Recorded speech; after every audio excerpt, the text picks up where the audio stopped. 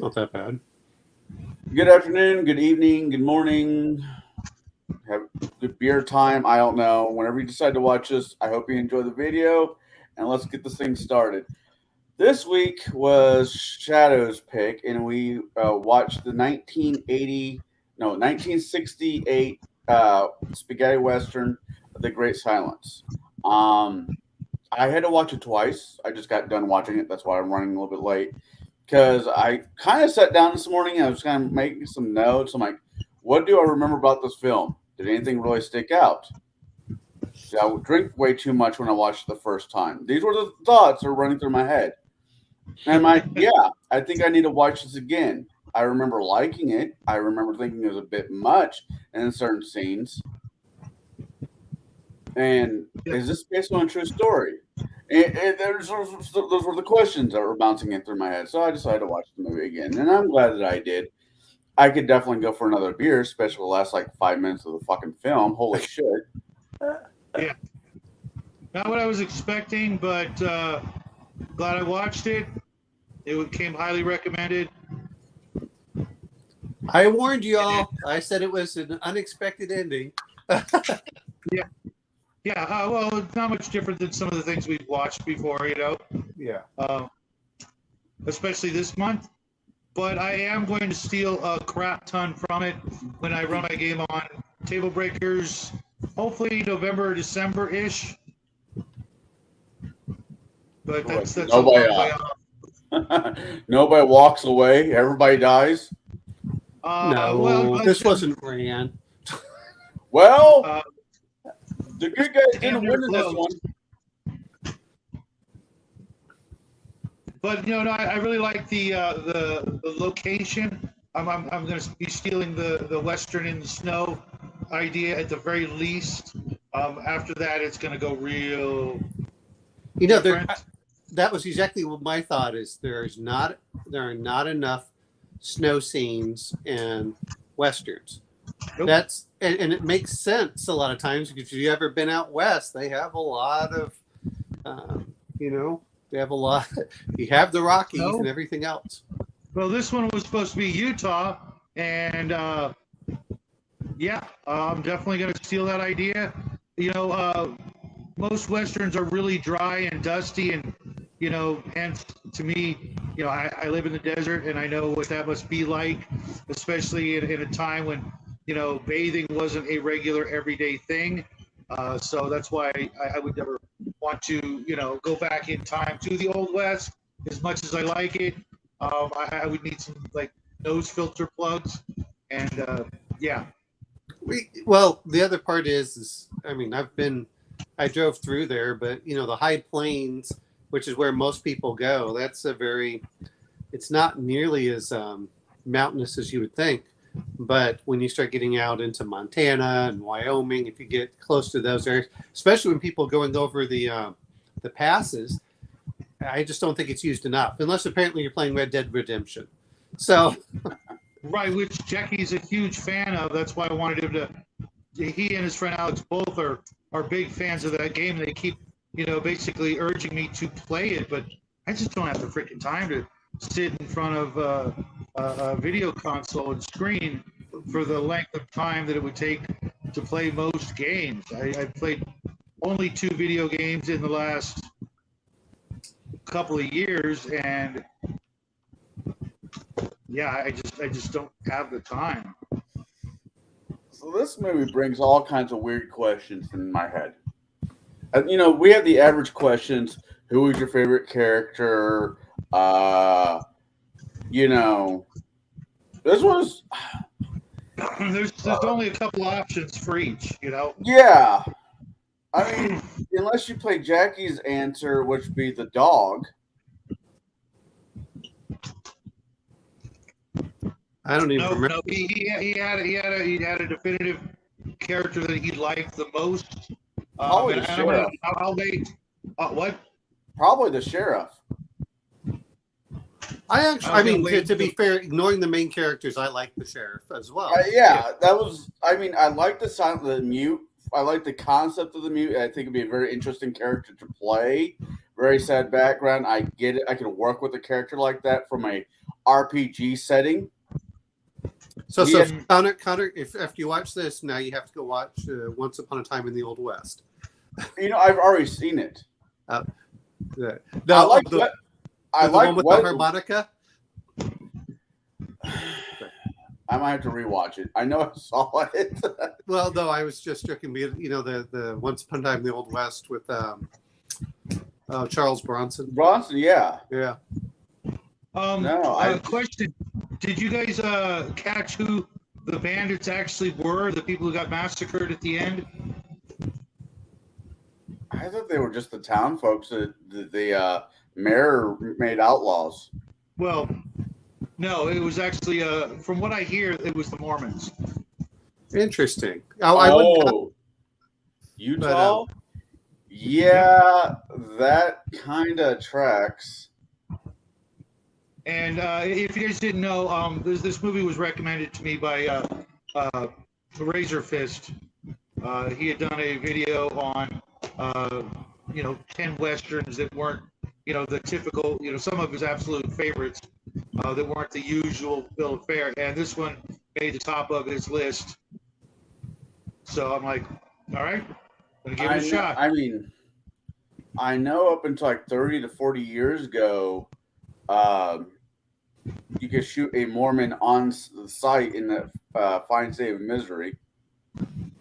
Well, there was also where they put up laws where you couldn't burn down your house as well. Because what they used to do is they would burn down their house to get the nails. Yeah. So before they left, they burned the house down and then they would get up and leave. I had a friend that was a Mormon that would tell me these things. And I think that's why we got the text at the end of the movie. It kind of more or less explaining everything. I think.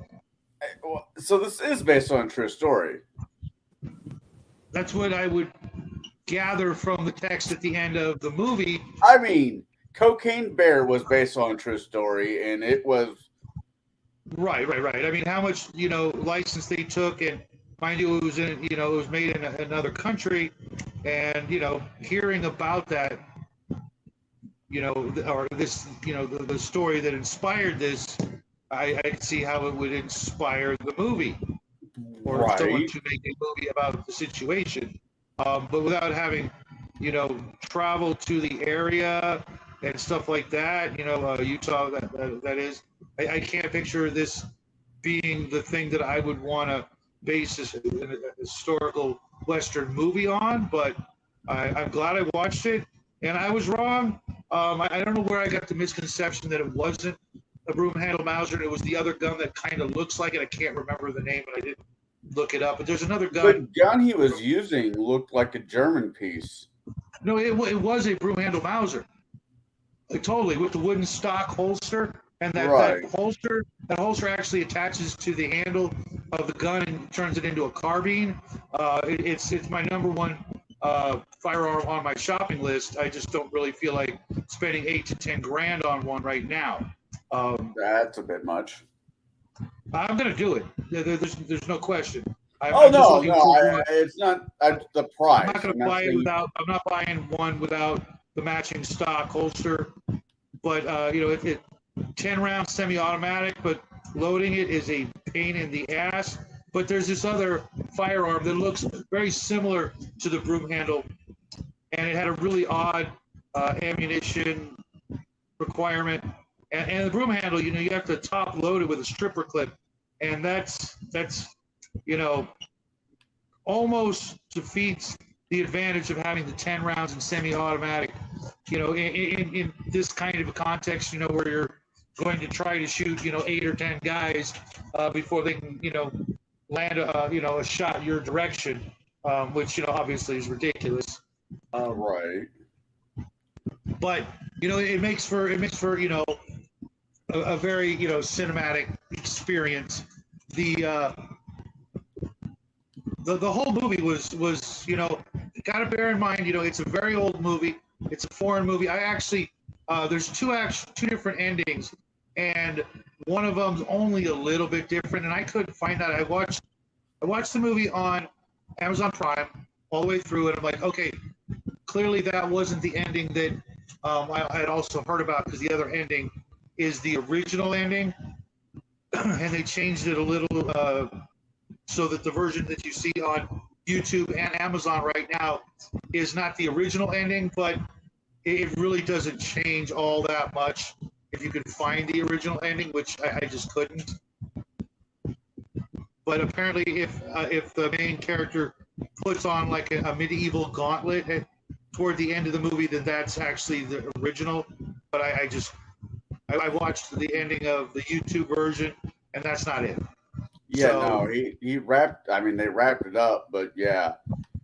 No, No, I saw a scene from Razor's video where you see him. He puts on a gauntlet on, I'm assuming, the wounded hand. Which, I mean, the amount of time that his hand was in the fire, there wouldn't be a damn thing he was going to do with that hand for a week, minimum. It was too much damage to think that he was going to draw that handgun and win the fight. Ridiculous. It just At it wouldn't least, happen. at least he walked away with third-degree burn on the palm of his hand. Right, and the guy who got his face burned, he would be laying in the snow, and he would probably die right there from shock. Yeah. This is after. Yeah, it's a nice shot, Owen. Yeah, Please but take it. but no, but hearing a lot of stuff of the military, everyone says, well, they'd be in shock. People survive People survive a lot of stuff. Right, it's but hard to to go kill a running human being. through town. Yeah, I was just not buying that part, you know. Well, the guy that got his face burned, he kind of, he was out anyway. But, looking at some of but, the one thing that did surprise me, I was looking it up while you were talking about the alternate endings. One of them, of course, was where the sheriff had survived falling in the ice. And Really? Oh, Jack is going to be so bummed. I was expecting him to show up.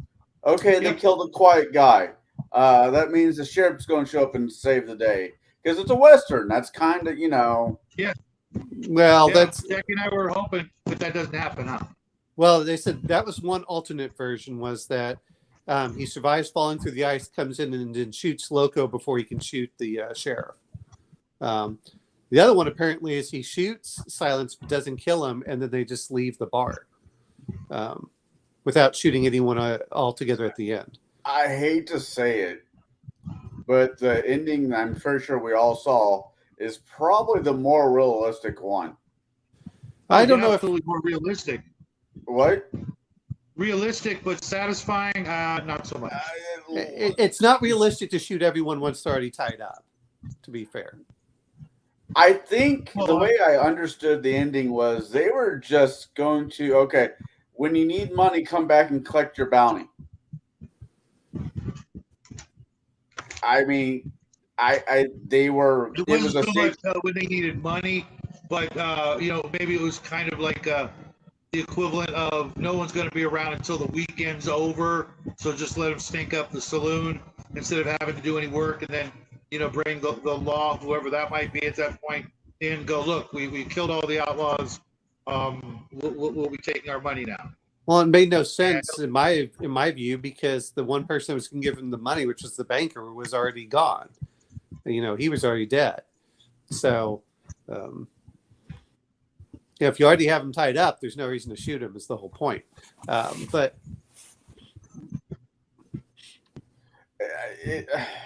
I'll tell you what surprised me is not the fact that he did that, but he shot the women.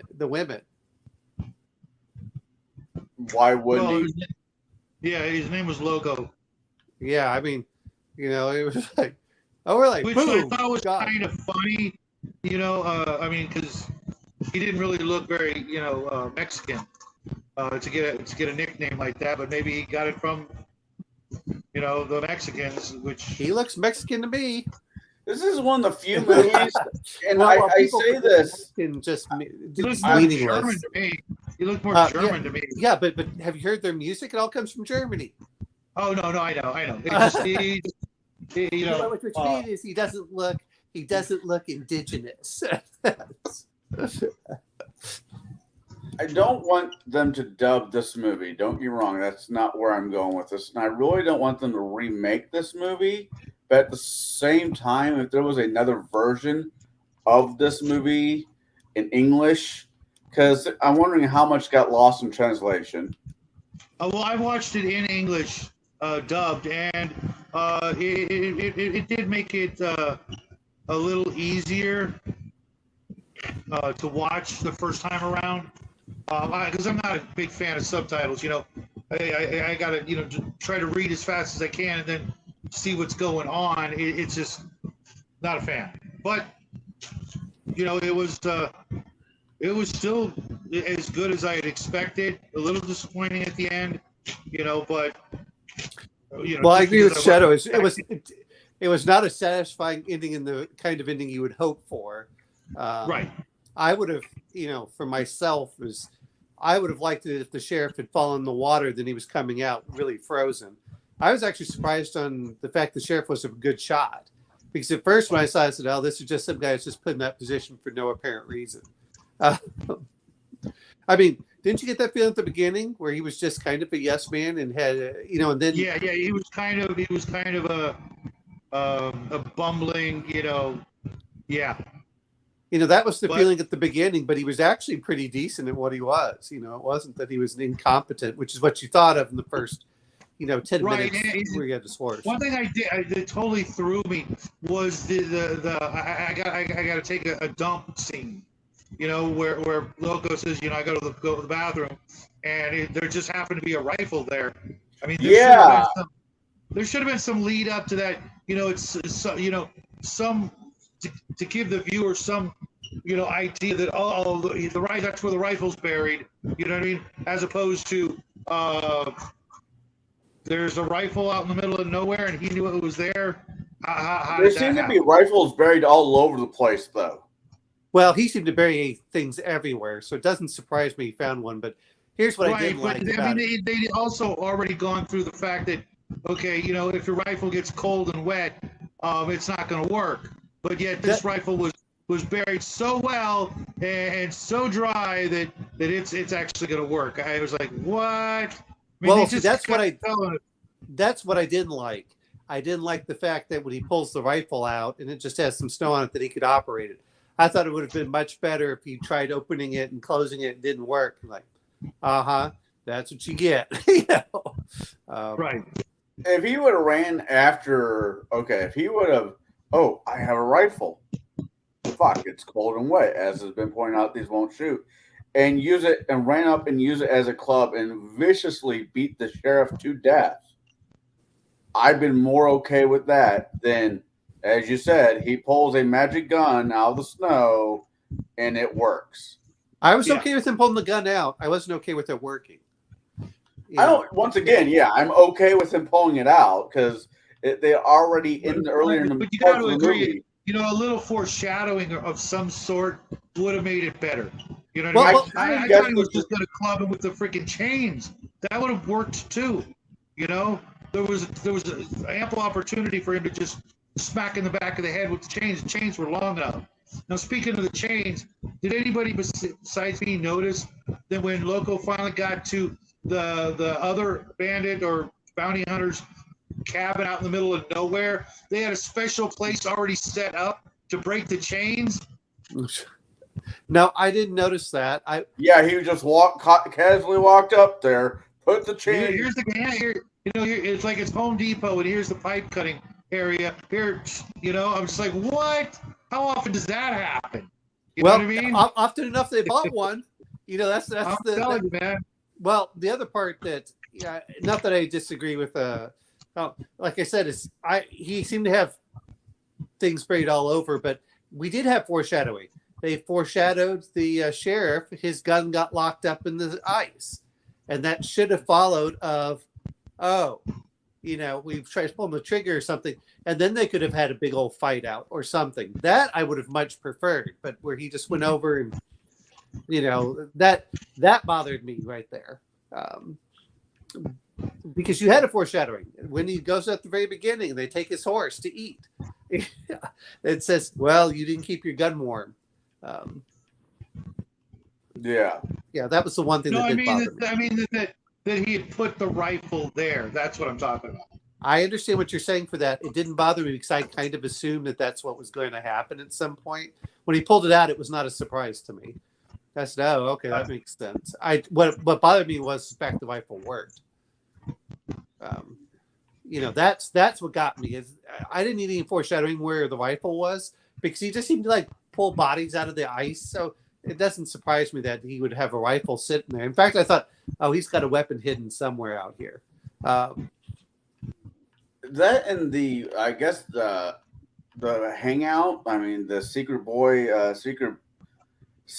band hangout also had like a ramp up supply of extra guns too. Yeah, I was like kind of tripping out on that. It's like, oh, he's just gonna grab one off the thing and they don't mind. Okay. I mean, if they I would, say two. okay.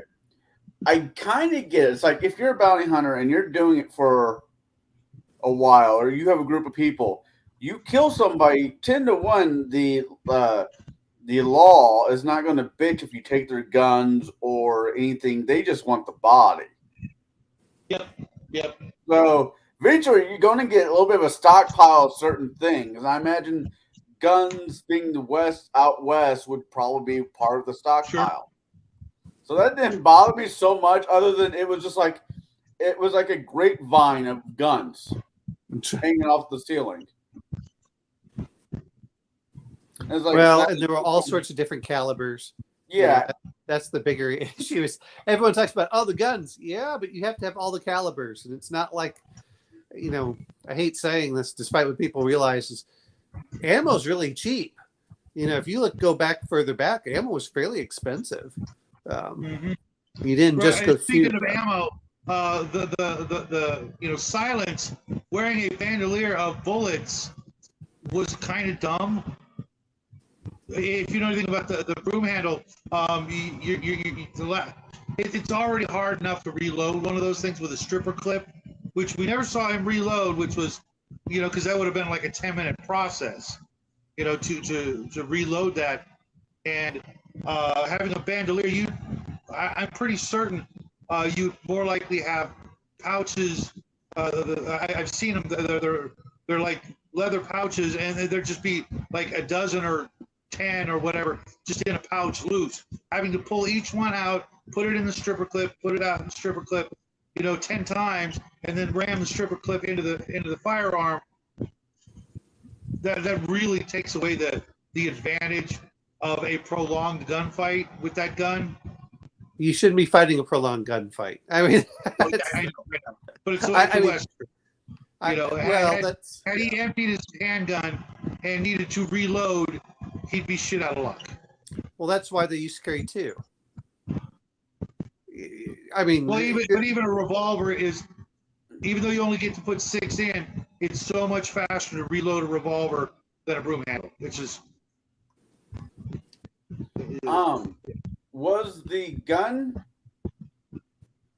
Was the the holster for his gun wooden? Yes, because okay. when you take the gun out, you can attach the nose of the holster to the back of the handgun, and it turns it into a carbine. Which right, you said that, and I'm like sitting there trying to remember. I'm like, I remember the gun. I remember the holster being really weird. I remember him shooting the potatoes, and I guess I wasn't really paying attention when he was putting the gun away. I noticed the one time that he was, when he put it in there, boy, that's an awfully big holster. No, it was meant to be, you know, a shoulder stock. When you attach it, now, mind you, it did make it all that much more accurate or whatever, but German engineering, it was, you know, in the right circumstances, it could be pretty badass being able to, you know, do the thing, you know. And, I believe you when it says. I mean, it was cool. One of the calibers the broom handle was available in was more or less a rifle cartridge. What is that? I saw 7.63 is what they said by 35. So that's basically an AK-47. Yeah. But and firing it out of that kind of handgun. My dad used to have. My dad actually had 20 of them at one time because he bought them. He was like 16 years old, and he was able to buy them through the mail for less than $20 a piece.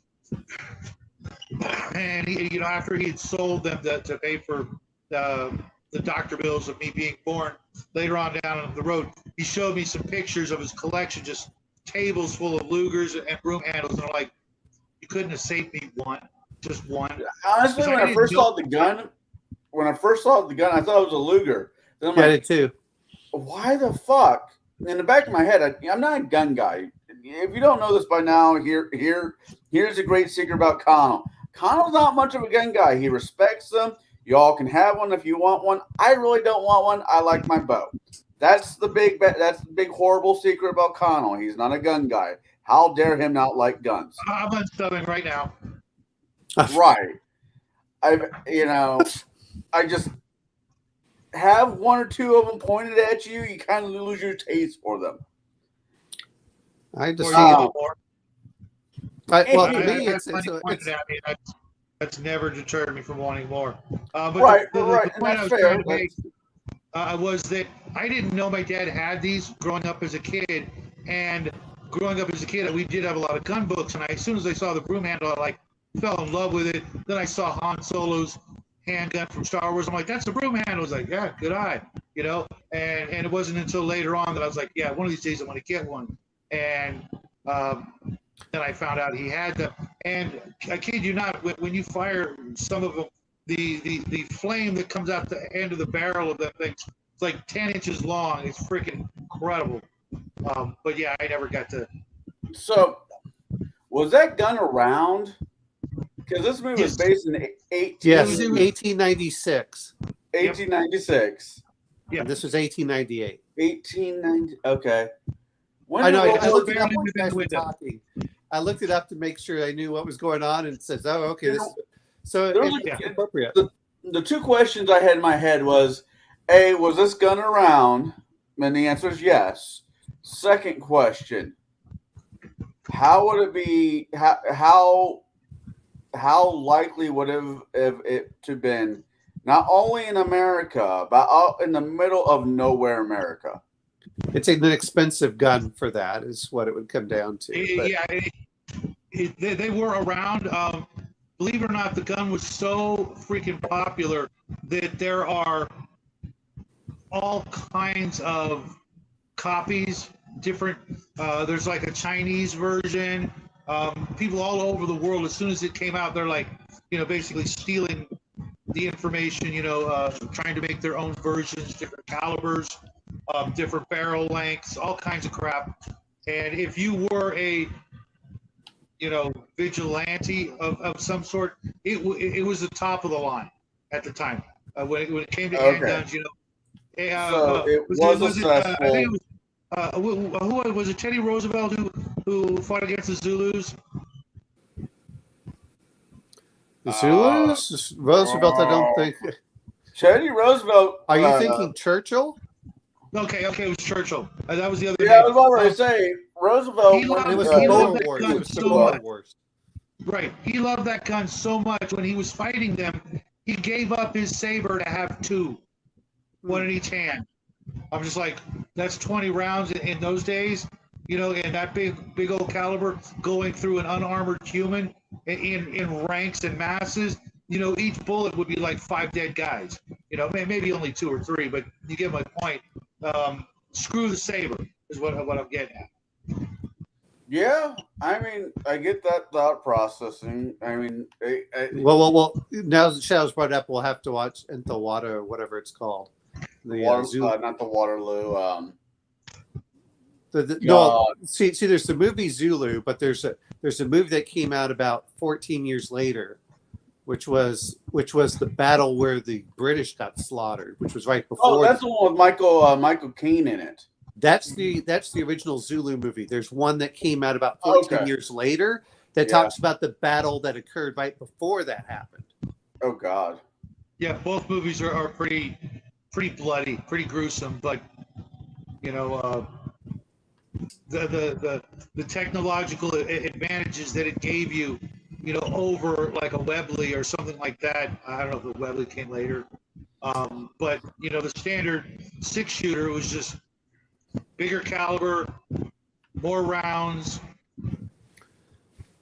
Just, Well, yeah. you know, that's why Custer was actually outgunned at the Battle of Little Bighorn. Yep. Because the Army didn't want to pay for all this, so the Indians had bought up more modern rifles. Mm-hmm. But you know, that's another thing that they talk That's about. a different movie that we, you know, a different point of history, and maybe did they ever make? I'm sure they've had to make. They have, but I was watching. What was it?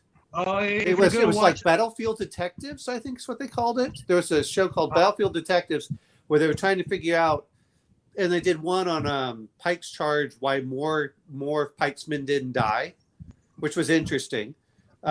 They did the one on Custer, which was showing him, you know, what was the battle, and they were going through the battle site trying to figure out, you know, if it was a prolonged battle. Apparently, at the soldiers' morale completely collapsed, and they all panicked and started running. They said if it was normal, they would have had several of the casings all in one area.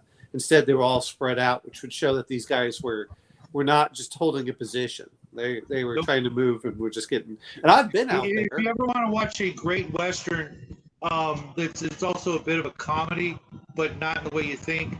About Custer's Last Stand, you got to watch the movie Little Big Man. Okay. With Dustin Hoffman. You know, I think I've heard of it, but I haven't seen it. Absolutely worth the watch. One of his best movies, in my opinion. Well, people don't realize is, you know, the battle was over.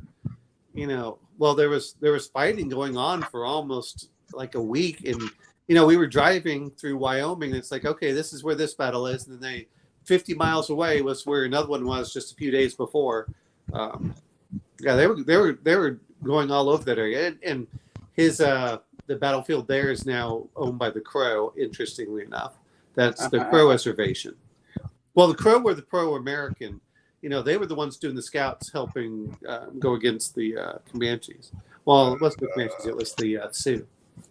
You know, Jesus, but there's aspects of this movie. Okay, that was one of the issues minor issues I'm having. Like, okay, I didn't know it was Broomhandle. I thought it was the other one, Luger. Yeah, and I'm like, okay, I know this is made in Italy. I know this is a European film, and so that part didn't bother my head. But it was the gun for some odd reason. I'm like, that gun just really sticks out to me. It did to me also. I wasn't familiar with it, to be fair, but I looked at it. It's like, okay, but if you notice, it's an automatic, not a or a semi-automatic. It is not a lever. Yep. So he didn't need thumbs. No, he did not. Well, you kind of actually do. You got to pull. It does have a hammer. You have to pull back. He was. It was. Yeah. Oh, okay. I get the thumb joke though. Yeah, I do actually have a CO2 version of the fully automatic Schnellfuhrer, which was a broom handle that actually had a magazine that popped in under the in front of the trigger, and it was fully automatic, 20 rounds. And the BB gun version that I have of it is all metal. It's very expensive, and it's a blast to shoot. But those 20 rounds, you blink and it's over. It's just gone. Yeah. The same people forget fully automatic weapon is just more inaccurate than single play shots. Well, the last big gun scene he had in the movie. The gun scene where he gets shot in the shoulder. Yeah. Yeah, he's fighting the guy, the Loco, which I thought was just weird. I thought he might have been a little whatever. I don't know. Loco just kind of struck me as being strange. So he Get a Loco smart enough not to draw when he flicks the match into his drink. I mean, he wasn't an incompetent bad guy. This guy knew his shit. Which, Well, he knew he knew his own limitations. yeah, I knew, and I kind of liked him. I kind of liked him in the beginning, but that kind of went away. As it should have. Yeah, I'm like, I kind of dig this guy. I get where, I get his thought process. I mean, he's not an idiot. But anytime they make the main bad guy, not an idiot, I'm already rooting for him. Yeah, he for me, I just couldn't stand anything about him. I would have a beer with He was him. a great bad guy. That's what he was there. I mean, I could see him. You know who he reminded me of? But you'll probably be able to agree with me. You remember Greg Ham? I know that name. Why do I know that name? Which He's movie? He's not a movie. He's the saxophone player for Men at Work. No. You don't. Okay. I hate saying Those this. of you It's for music. fan of I that. barely know. I can't put other than like a few famous ones. I can't put faces to. The main ones. He was actually pretty. He was kind of a big deal because you've heard of Man at Work, of course. He played a lot of different instruments for that band, and and elsewhere, etc. But he was incredibly talented when it came to the ability to play a lot of different instruments, and saxophone being one of them, and one of my favorites. So I paid a bit of attention. If you guys go look him up, you'll possibly see the resemblance. All right. I'm looking through the cast really quick. Loco. Klaus Kinkus? Klaus. Santa Claus. Yeah, Klaus. Kinski. Klaus. Klaus. Klaus. Klaus. Klaus. Klaus. Klau. Okay, same thing. It's phonetic. Klaus. As Loco, which Loco in Italian means tigro, Tigrero. Which is Yeah. I don't know Italian. I don't know Italian. I'm learning Gaelic. Next year I'll pick up Gaelic if I'm. I actually studied a small amount of Italian. What's her name? And that's not a word that What's her name? I just assumed. What was her What? name? What was her name? You said- said you said- No. It was just because I was potentially going to be moving there being there. I shouldn't say moving there. Being there for a job for a certain amount of time, and it turned out I didn't need it. I might still have my phrase book somewhere though. No, I've been trying to You guys- learn Russian. I know very little. The problem is that if you're not a native speaker, and I understand why everyone talks about speak more slowly, was the you're trying to translate everything in your head. It's like no, that takes too long. You'll never keep up. the main bad guy is Polish. Okay, yeah, Klaus. He died in California in '91. Going through his films, I don't recognize any of them. Not surprising, really. I've watched. I'm a whole lot more easy on movies than some people in this panel, where I'll watch anything for the hell of it. Oh, did you watch Das Boot? No. It's a great film. It's like 4 hours long. So- Yeah. Even I have my limits. Well, the actor, I've seen the actor in several other films. That was the boat captain. He was German, but it's a really good film. You want to talk about stress? There's one there. because it basically has to do with the submarine and all the issues it's having while it's being hunted by the Oh, British. okay. Here's one he was in that we might. I don't know if you guys seen. I think I saw it once as a kid. Dracula, the Okay. 1970s Dracula with Christopher Lee. Okay. Yeah, probably I have at some point. Never He seen it. played Rinsfield.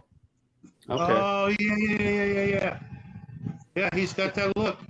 He looks familiar, but Yeah, the entire time I was watching, I was like, "Where do I know this guy from?"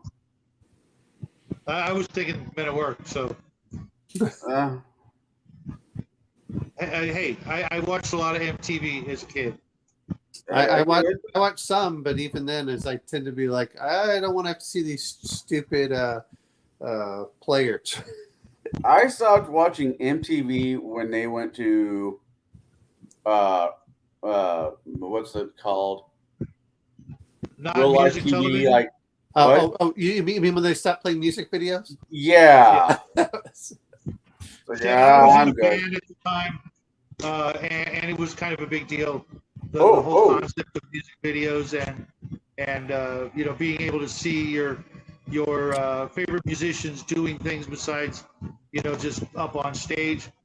I watched a very funny video yesterday. I hadn't seen it in a while. Judas Priest Breaking the Law. I know, really cheesy crap song. We did it as an opener. Breaking the law, breaking- Hundreds Yeah, of I know times. that song. Yeah, breaking the But law. the music video is so freaking old. It was old when MTV came out, apparently, which was like, or at least that's the way it came across. It was just funny to see all those musicians so incredibly young. I mean, probably, you know, barely mid-20s. And then I saw Rob Halford. Well, the good news is, you know, Mick Jagger looks pretty much the same. Well, yeah. No, this is a bass guitarist. Preservatives will do unfortunately. that for you. But I actually saw Rob Halford singing with, of all people, Dolly Parton. Interesting. Yeah, I was like, you've got a kid. All right. I don't know if any of you guys remember the 1987 straight to TV movie Time Stalkers. Never What's heard that of it. about? It was a sci-fi movie. Go figure.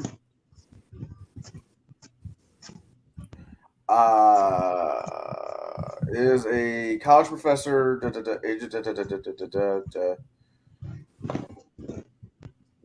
Basically, I don't know. I don't care. I don't care enough. All right, that's fine.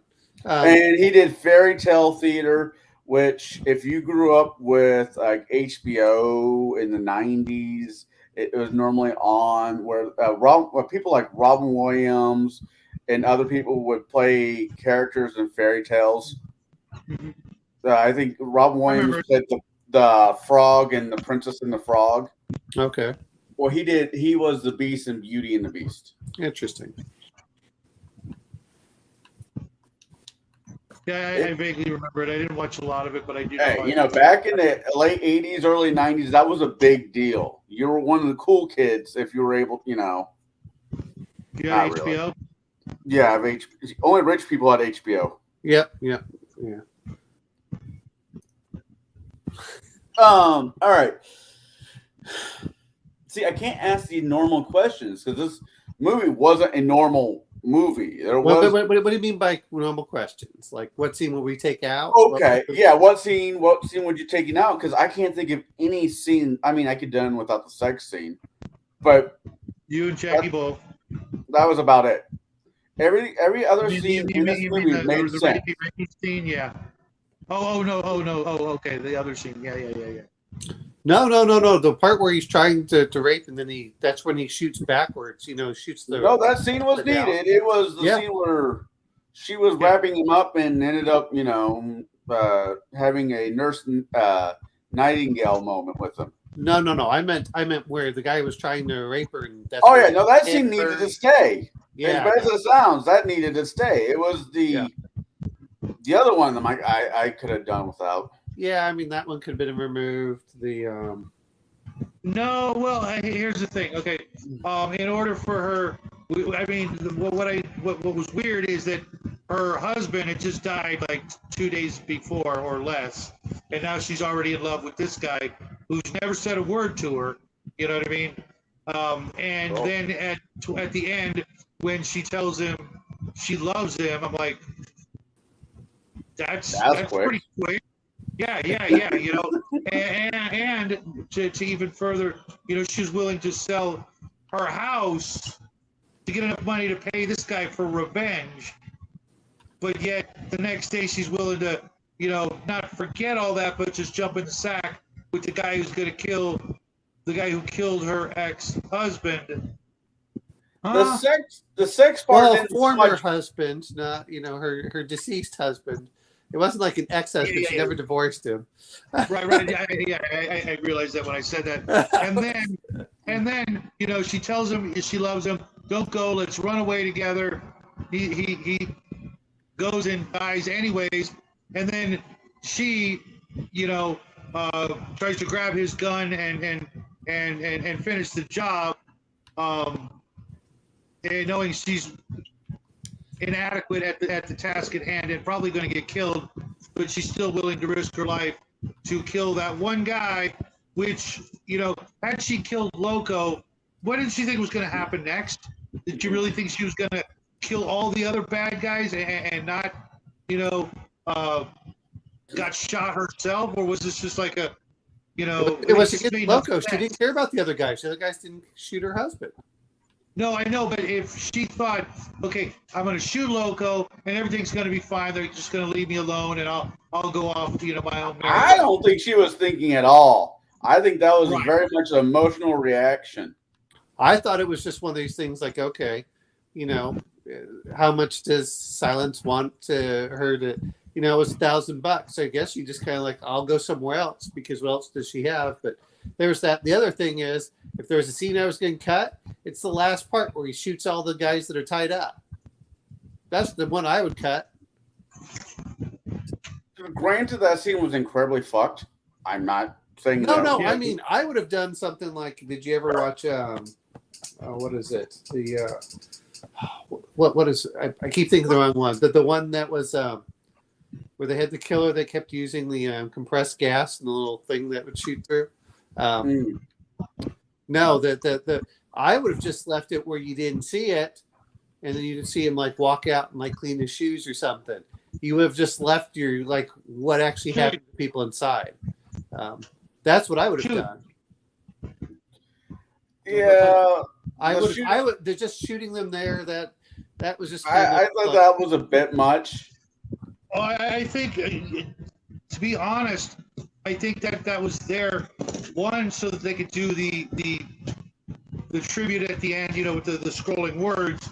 Otherwise, there wouldn't have been a need for that, you know, because you could have just as easily gone with a happy ending. Silence kills all the bad guys and rides off into the sunset. But I didn't say that. clearly the I movie- just said I would have just cut that last little bit out where you see But them then all you get wouldn't everyone down. understand. But see, that's why the movie was made, I think, is because of the massacre. That's why the movie was made, is to like let people know that this thing happened, and that's how the movie ends, because that is the thing that happened that drew the story to the writers, et cetera's attention in the first place, was the big murder at the end. Did they actually have one of those? Because I don't think that was one that. It's not based off the historical, by my understanding. According to what they've, because I don't know, but according to what the scrolling words, that there was, you know, basically a tribute sign in the city, you know, testimony to what had happened, and that it's not going to happen again. I would have just left that whole thing out. Again, that's my whole point on that, was just to. I would have cut the last part where he just guns everyone down at the end. I said that wasn't really necessary, for one. Number two is I would have let you think what actually happened to those people. You know, let leave it as an open end. Did he kill them all? Did he let them live? What went on? You know, that's what I would have done there. You know, as soon as he shot Silence and shot the lady, you know, that's all I would have done, and just kind of cut it there. All right. I can't remember. No Country Vince, for Old Men, where you don't know if he killed the girl or not. Vince Vaughn, as a politically charged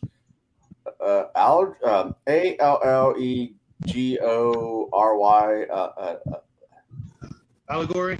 allegory inspired by the death of Ches Chief's a Spanish name, and Malcolm X. This film takes place in Utah prior to the Great Blizzard of 1899. Chavez. Oh wow! So it includes Django and The Specialist. I don't remember if I saw The Specialist. I've not seen Django.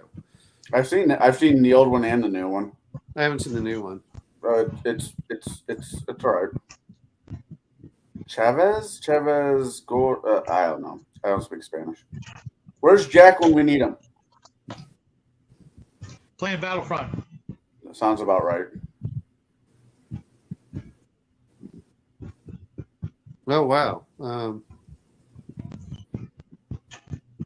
Oh, speak of the devil. What? Remember we were just talking about you. Oh, great. I need you to pronounce a Spanish name or Mexican name for me, and I can't. Which one? Guevara.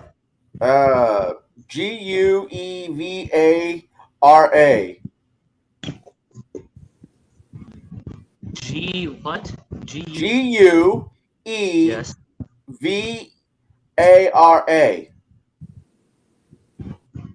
Guevara? All right. Well, you can't. You have to be here when we review movies that have non-Anglo names attached to it. Hey, Raven. So there was an ambiguous ending, which is what I would have liked better myself. Right. Which And would have apparently just the sheriff lived in one of the other endings. right. There was the sheriff comes in, shoots Loco, and then he shoots the rest of the bad. Then Silence shoots the rest of the bad guys. That was one. I would have rather had the ambiguous ending, which is Silence shot by Loco, henchman in both of his hands before he can draw his gun. Wounded, he collapses to the ground as Pauline watches in shock. Appearing to show a change of heart, Loco gestures to his men to leave the saloon, and that's it. So that's the way I would have ended it myself. Yeah, I mean, if this was truly based, I mean, not Cocaine Bear based, not I couldn't find anything about this movie being actually based on a true story. Yeah, Except that I found it's was- cocaine based. It's Cocaine Bear based. No, what I found was that the guy made the movie as like a metaphor for like capitalism or something dumb like that. That's what I found. And if they were, I mean, I can see, with the history the United States has had, there's no really good way to put this. With the history that the United States has had in the past with the Mormons, I can see this China being pushed underneath the rug as fast and as hard as it could be. Well, yeah, but But by 1899, wasn't Utah a state? it wasn't. And also, there are several massacres of Mormons that people know about that happened. True. Well, and some of them were committed by the Mormons too. Yeah. Well, Yeah. if you kill somebody, there's a good chance their family's going to kill you back. So yeah. So If they're able Utah to. was admitted into the Union in 1896. So that's not really the problem. Right. I don't know. There's just there's a lot of things about this movie that just left unanswered. That's why I would have left an ambiguous ending. Yeah. Well, to me, it wasn't too much that was unanswered. They killed everybody except the bad guys got away. Yep. Yeah. And they literally left their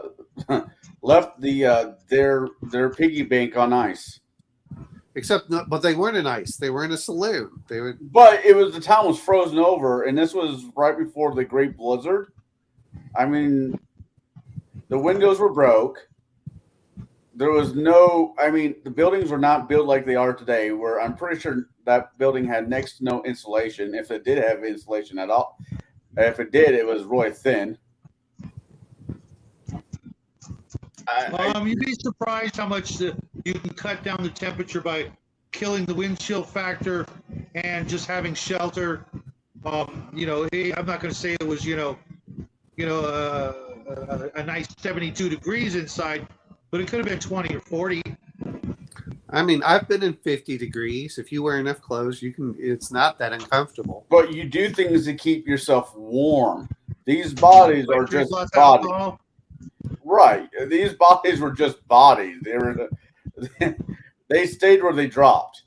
And they would have rotted, but they wouldn't have, it was not like they were left in the middle of the desert where they would, no animals are on They would be stripped clean in a night. Right. Well, let's be honest. They would be, that there are plenty of people in the town. Was anybody left in that town? Yeah, there were still regular people in the town. They only killed off what 10 people. I mean, I don't know. I didn't really see any other people other than the. Yeah, I know. I was wondering about that too. It's like there's not a lot of people living in this town apparently. Having been to a lot of these small towns, there aren't that many people that know. Towns aren't that big normally, but it was big enough they had the coach go through. Yeah, I kind of think this is one of those towns where the town started as you trying to be nice. I think this town was basically got started by the en route. It was just kind of a truck stop town. I've been to those, but I mean, you still have people there. It's not. You still have to have enough to actually make it worth having a bank and a few other things. I mean, most of the people are outside in their. The other part with the town is that's a central area where people come for supplies and other stuff. So it may not have a large population, but you're still assuming it's got a few. I just figured they killed off the town and took off. No, because remember he told the people to put the food out for the outlaw. Yeah. Right. The sheriff did that. They killed. Oh, was that lady a saloon lady? Did she run a whorehouse? I got that impression. I mean, more power to her if she did. I'm not judging. Yeah, you know what, Connell? If they're running a brothel, you should judge, okay? It's just like an old. Why? It was brothels that brought most of the money to those small towns. No. It's not the money that. It's not that. It's not what brought the money to the town. It's what kept the town from collapsing. Yeah. It's well. People also forget there was a lot of other stuff that women did, such as laundry and other things that were done as well. Did anybody notice? Did anybody notice in the movie that the signs on all the buildings were in English? Yeah, Fargo. I was like Wells Fargo. Yeah, I mean it was supposed to be a Western. So, right. I mean, And the next question would be: did anybody pay any attention to how much of that town they had to probably build? I mean, they spent money on it. Mind you, a lot of the buildings, could have just been shells and props and stuff. But I really got the impression that they really did spend quite a bit of money on building that town up to the point where it was passable as a town. I think they took an existing village myself when I was looking at the work. Maybe. I thought that they took an existing village and then they just made it, they put some signs up on it to make it look like it was Western.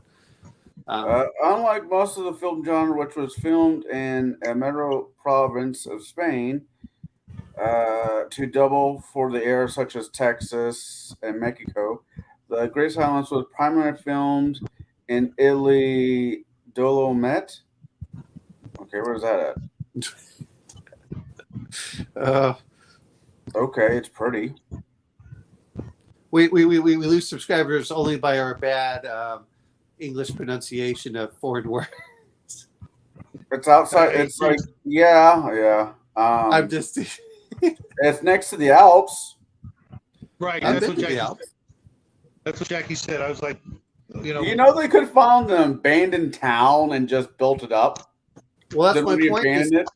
Is I think that because I was looking at when they were going through one of them, I was looking at the, I think it was the old lady's house. I think that was an existing, cottage or so. Because I'm going, all right, those are actual real foundations. Those aren't just, slapped together. no, but what I was getting at is that I didn't think of it as a place in Italy. To me, it looked like a Western town. It was it well. had No, a lot of- I agree with the Wells Fargo across. I mean, they did that. To me, this is the one thing you brought And up. the at the beginning. architectural style, I guess. Well, the one thing you brought up at the beginning was is that there are not enough snow scenes in westerns. Well, You think that of there'd be a lot Westerns- more of them? You think What's of Westerns for the most part, except for like there's a few out there. There are Westerns that are based out in the snow. Angry Eight. Yeah, well, was- you're talking modern for the Yeah, there's a Hateful few Eight. of them, and you're talking. Hateful Eight. There's been a couple I think that they had that they started doing in the 70s that did that. But if you've ever been to the High Plains get snow. It's just everything's always done in the summer. That's why when people come to Texas, they're like, "Oh, this doesn't look like the Texas experts." I'm like, "Yeah, you can go out West Texas, like Pecos. They do have some mountains out in the like by Marathon, or you can go up with just the High Plains, which is more near Lubbock, Abilene, that area. And you don't realize it. It looks flat, but it's that's about 3,000 feet higher than where I am, which is why they call it High Plains. When I think of Westerns, I'm thinking of desert. Cowboys are out in the desert. They're in Texas. They're in Tumbleweeds Mexico. and desert. And Yeah. yeah. That's Well, one of the things tumbleweed- I liked about it so much is that it was none of that. Oh, it was the scenery in this movie was absolutely fucking gorgeous. But I mean, if you go to Montana or Wyoming, there are mountains very easily Oh, seen, yeah. very tall mountains, and that's why I Oh, said yeah, I mean, it's not used enough. And for Utah, you get even more up there. It's the especially start going through the passes. That's my point. Is a lot of times when I think west, is I just think anything west of the Mississippi. St. Louis. the Well, gates St. to Louis West. is that's generally where they consider west is west of Mississippi, and then you start looking at what's the generally the years between probably about 1800 to about 1900. That's usually for west, and most time it's actually Civil War right around that time frame to about the 1890s. No, I mean, I don't really think of it as being west, but the few times I went out to Colorado, that is the west. And If you go to small towns, you can see where it is. Like we went to, Nebraska, which is we went through Nebraska to see my son's aunt, and by Chimney Rock, and that's where all of the a lot of the wagon trains would follow. They would go right through there, and we actually stopped at the little museum and looked around, and they were talking about it. But people were going through there until they could come over, and then they would get through the pass and come back over so they could go to California. I think that's called the Great American Desert. And where I live, you can still see things left over from that era. You can see water towers and wagon wheels on the side of the road, and homes and ranches out here that while they may not be really big, you can still see they've been around over 100 years easy. And then in our little downtown area, it's got that full Main Street sort of feel, not so much wooden buildings, but stucco, sort of Spanish style. So I mean, the High architecture. Plains, when you look at it, they're talking about Kansas. You know, the Great American Desert, which is basically anywhere west of where I am, over to the Rockies. I mean, it's a little bit further west, but not too much. Yeah. I don't know. The English signs didn't bother. I saw the English signs, and I thought for a foreign film, that's kind of weird. And I remember, oh wait, I've seen The Good, the Bad, the Ugly, and all the other ones, and they always had American. It was filmed in Europe. It was filmed in Europe, but it was meant for American type film. I mean, I shouldn't put it that way, but it kind of was. Mm-hmm. Okay. Who do you think was the worst villain of the movie, Loco or the banker? Well, if they hadn't shot everyone at the end, I would have definitely said the banker. The banker? That the banker was the one that was bankrolling Loco into killing all these people. Yeah. What about you, Shadow? Well, plus he tried raping that lady. There's that. Yeah, the banker wins it, even though Lobo was just scarier, I guess. I can't say Lobo was a tool because he actually had a fucking brain. A brain. I'll be Right. honest, is I hate movies that bring up stupid villains. I just don't like them. The whole point of So, when I so watch, basically, most movies, is that what you're saying there, Omen? what's that? So most movies? Hollywood seems to do it a lot. Is my whole thing is I like having competent villains. There's a reason people are in power for doing things. And the other part is that a competent villain means that you have to a competent hero, and not a Mary Sue. The two play off of each other. Yep. Well, fortunately, now they're just going after dads as to be the incompetent villain. Oh, they've always tried doing that, and now I was about to say that's not new. no, that's It's been either- since the 1980s. There are You comics about Mr. Mom. I mean, come on. They've been trying to do that stuff for years, but at this point though, it's not. What is I don't really care at a certain point because I'm like, well, The bad guys for a while were potheads, and they're anything that just because True Romance had No, I was thinking of Reefer Madness. oh. And the original Left for the Dead movie, they weren't dead. They were all just potheads. If you look into the concept of the movie, that's what they were going for. I've watched Reefer Madness, and it's funny on how that got marijuana banned. Because brown people smoke pot and black. Therefore, if you're a fine white person, don't smoke pot. No, it had nothing to do with that. It was more hemp and rope and textiles and things like that. Oh, it was a little about that. Yeah, well, that was what they were, kind of using as like the reason, but that was just because that was an easy sell versus, oh yeah, we're just trying to put these other guys out of business. Kentucky, even in the 1950s, had legalized marijuana. Note, when I say legalized, the U.S. government allowed them to grow it, and because when they lost during World War II, they needed rope, and hemp from marijuana was excellent. But like Shadow said, that's the real reason it was trying to get rid of, is they didn't want it as a competition for other fibers. Selling the drug aspect and the racial overtones and stuff like that. That was an easier sell to the common person as for the reason to do it, because you don't want your kids to grow up like this, etc. When in reality, it was if they had told the truth, people would have been like, well, this is America, business, free market, all that stuff. Let's go with the better product, not somebody else's attempted monopoly and forcing us to do business a certain way as opposed to, another way. God, this is supposed to be a free market. Oh, so, oh my God. What? Hey, just because some states are trying to ban you from growing your own seeds. And collecting your own water.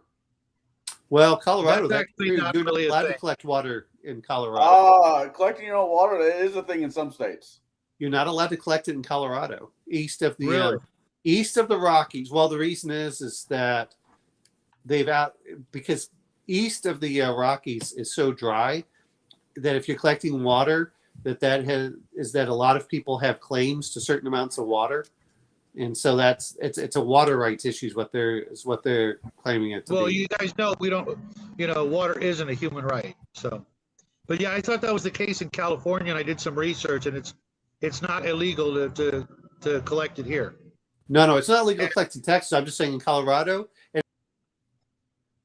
which part of the Continental Divide. If you're on the eastern side, you can't. If you're on the west, it's okay. So when I was living in Missouri, I'm pretty sure one of the neighbors told me you couldn't collect water in Missouri. But Missouri is a weird fucking state. Yeah, you gotta. The big thing is you should know where you're. Okay, I can't believe my son did this.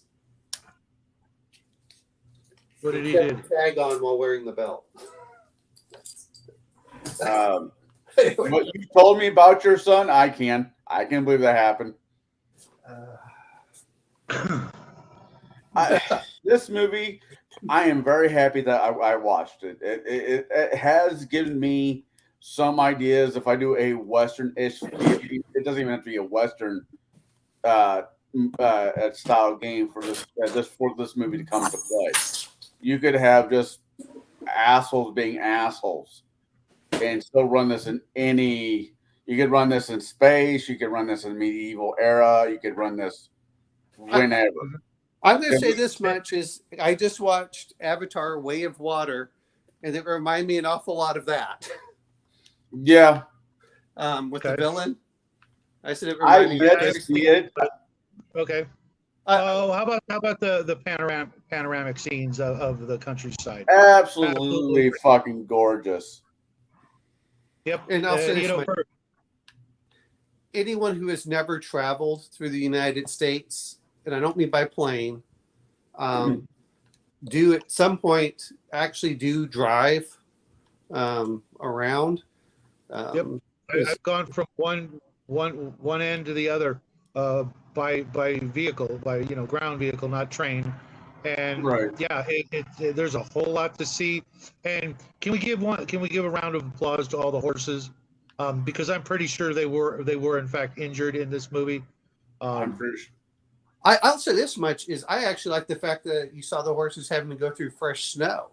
I mean, you gotta give some credit for that. Was a lot of times, that's kind of hard to get those shots because you can only do them once, and then you have to wait for fresh snow.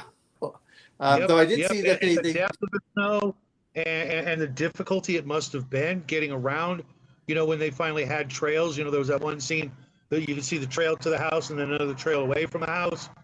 Out in the middle of nowhere. I mean, like, you better be stocked up. Didn't Loco actually look like you were stocked up at all? I was about to say, didn't Loco actually bitch about having to follow the sheriff? About how difficult it was on him on horseback to follow the sheriff? Which, maybe to me, that was a problem. If I was sheriff and I was transporting a very dangerous guy, I don't care if you're taking a shit. I will watch you take a shit so you don't pull out the magic rifle. On a horse, you're leading. You're in front of me. You can't. You don't lead. You can't I have the horse. I wouldn't You even can't stop. do It's that. like you're crapping your pants. I don't give a shit. You're No. gonna piss in the saddle. Well, my whole thing is no. You can go crap. That's fine. You're gonna do it where I tell you. That's that's what gets me about it. That's the other thing is I don't think the sheriff really viewed him as a threat. I mean, it sounds funny, but did you notice? Did he shoot the sheriff? No, he shot the. Well, he said legally. If you shoot me, you'll be in all kind of trouble. His and legally, and the logo's like true, true. So he shoots the fucking eyes where accidents happen. Technically, he killed him, but he did not break the law in the pretense that anybody could fucking prove because the sheriff was already on the fucking ice. Well, that's the whole point of that is you want to go through when they find the body. It's like, oh yeah, he must have fallen through the ice. The other thing is, if you have a horse, you're the one that has to lead that horse. You don't want your horse following his. Oh, okay. No, you don't. I'm not. I mean, I'm going from common sense, not the fact that I know much. I don't really know much about horses. I like them, but other than that, Yeah, no, you not only would you have to lead the horse, but you'd have a hard time doing so. That horse would be like, no, I'm okay right here. Well, and you probably hobble the horse. I'm not up to my nuts in snow. You know what I mean? Yeah. You know, Right. we forget that they're going to feel the same kind of crap we are. They may be a little bit better at it, enduring the weather and things like that, but they're not going to be happy about that. They're not going to want to go through that. That's why, men wore spurs, because there were times you had to, pretty much, horse to do that animal, something. against its will. And, if snow or another jab with, metal spikes, in my, soft, squishy parts. It sounds terrible. I mean, I've ridden horses and I've taken some class on them, for training. But horses work by, aversion.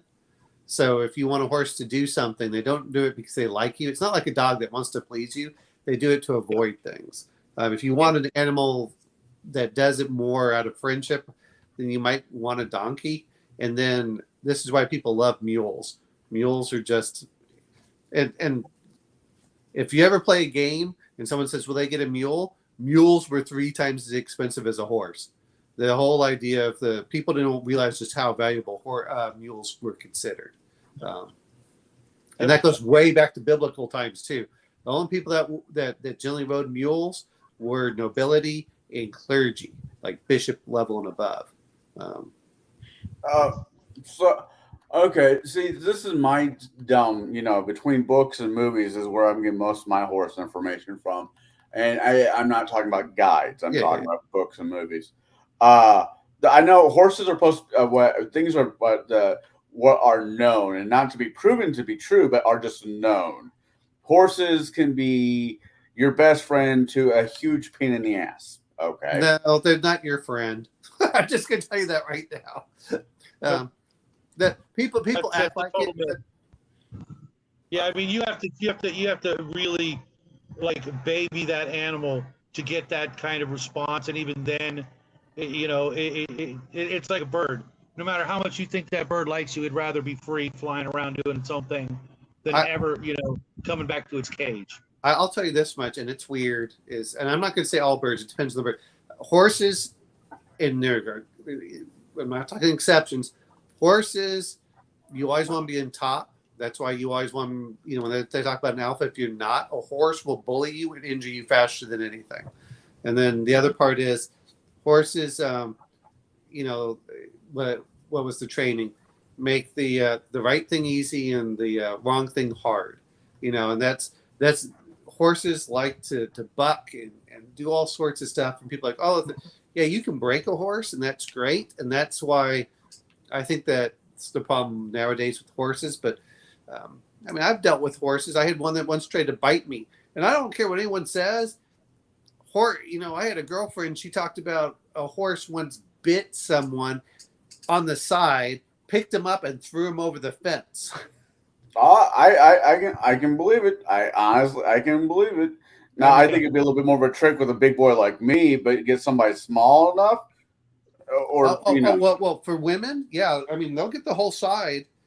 Mainly the women that I knew were fairly thin, but they grabbed them on the side and they leave massive bruises. Yeah, I always loved it when I saw one time someone decided to headbutt a horse. Like, he's abusing the horse. I'm like, Horses treat each other much worse than that guy ever did that horse. Mhm. But no, donkeys don't work that way. Donkeys will think first, and that's why people talk about they're stubborn. I like donkeys. Mules So are considered the donkeys are best. smarter than horses. Oh yeah, oh Okay. yeah. Horses have the flight response. Donkeys tend to have a fight response. So a horse will run away from something. So that's where it tries to, horses tend to be a lot more skittish. Donkeys, in the meantime, this is why people got injured a lot by donkeys. One is they can kick sideways, unlike a horse. That's one. The other one is that donkeys are they'll think no, I'm not doing that. That's stupid. But if you want like a mule or a donkey, if you want a sure-footed animal, that's what you go for. Plus, donkeys and mules don't eat as much. They don't require the high stuff. The people who like horses because a horse will do exactly what they say, just because they've trained it into them, that they know that it's going to just be harder if they don't. A donkey will still be like, oh hell, you have to earn trust with a donkey. You don't necessarily have to earn trust with a horse. Good to know. I like Like donkeys. I said, the things I know about horse are information I got from books and movies. Well, everyone wants to make a horse like a dog. Horses and dogs don't think the same. A horse has no problems leaving you. A horse will, that's why if you sell a horse will kind of forget you and never worry about you again. And horses would rather hang out. Like if a horse is alone, it will hang out with other animals. But a horse, this is why a lot of people, when they go, even if they can go alone on one horse, they'll bring two just to keep them together. But yeah, it's because the horse doesn't like going it. together. When the guy had decided to take him to wherever the hell he was planning on taking him, in the back of my head, I'm thinking, shouldn't he go find the mute who he knows is fairly competent with the gun and have him ride along? That's what should have happened. Really, is he should have deputized someone to go along with him. The only person I feel like he really kind of knew in that town, other than the woman that he was trying to flirt with. You mean that was flirting with him, and he was just happy to have her? Yeah. Was the mute person. I mean, I was like, why isn't he going to go try to find that guy and have him ride along? An extra gun's better than, what happened to him? I don't know. There are plenty of plot holes in this movie. Don't get me wrong. But, like I said, the ending surprised me. You always expect there's going to be a big gunfight, and instead there isn't. I still don't understand. This still bothered me. When he got a fight in the saloon, and he didn't want to draw first, why the hell was he going for his gun? That made no sense for me. Because he knew the silence was fast enough to shoot him. Why didn't silence right then? In the last fight. No, in the first one, in the saloon. I don't know if he knew who Silence was. He did. He was there in Silence flicks over his thing. Yeah, because they had a whole discussion with him and the banker. They had that whole discussion. Well, right. Yeah. And he says, I'm not going to do this. And that's when he asked the guy to take it off. And, but he was outside after they got into the fight. He got knocked down and he reaches for the gun. Don't you think Silence should have pulled the pistol out and shot him right there? That made no sense to me. I think this movie would have had a different ending if the sheriff wasn't there and shot the gun away from him. This movie might have ended like 20 minutes earlier. I still, like I said, I would have liked either of the two alternate ones myself, the alternate endings.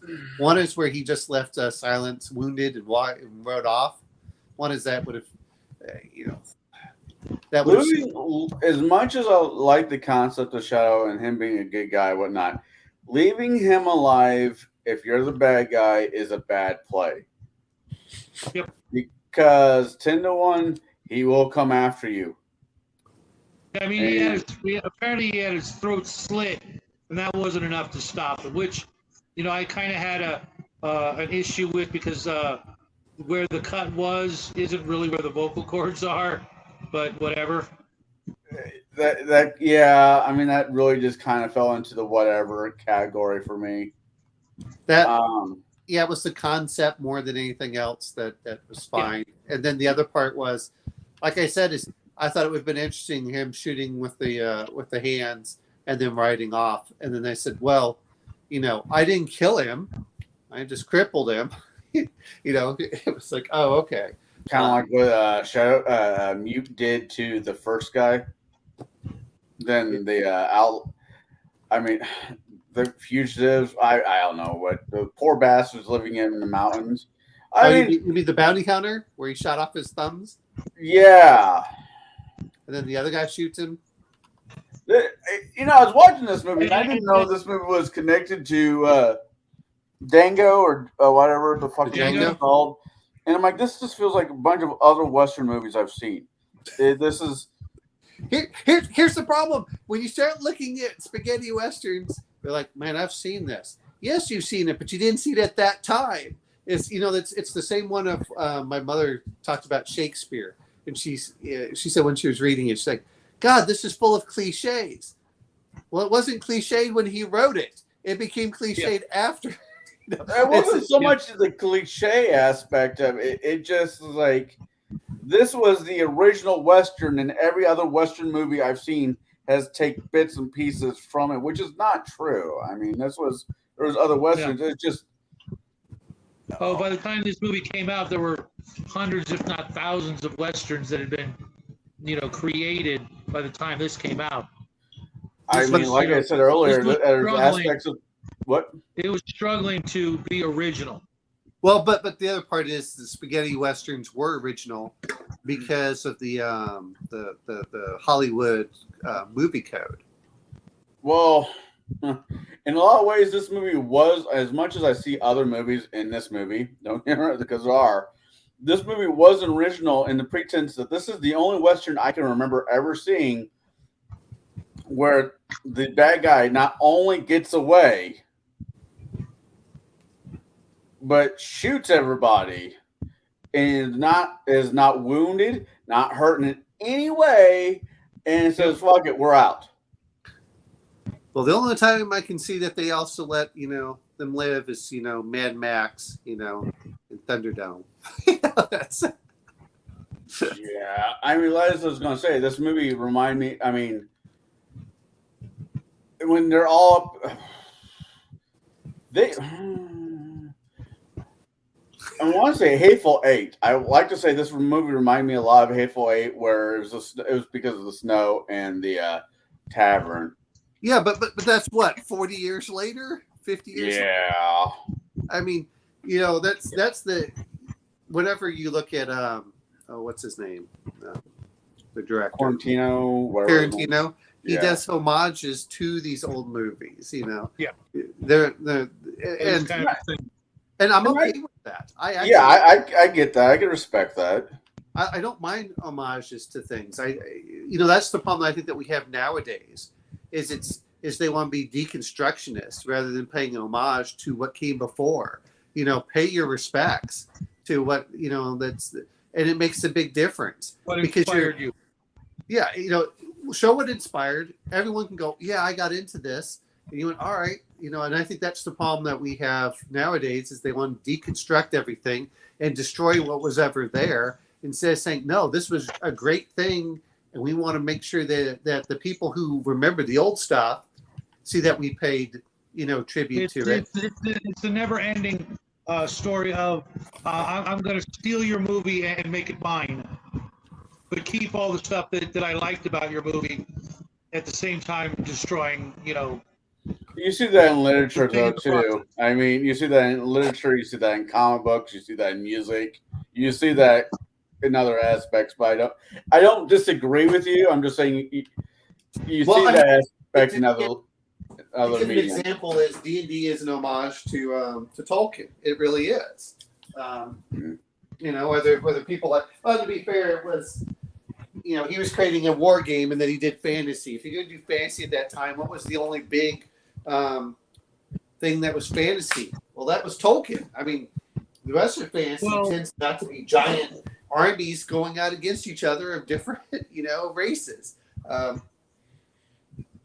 That's There a were a very few human. other obvious influences, but yeah, that I'm definitely going to go with Tolkien was the biggest of influences, other than possibly, um, the stories of King Arthur.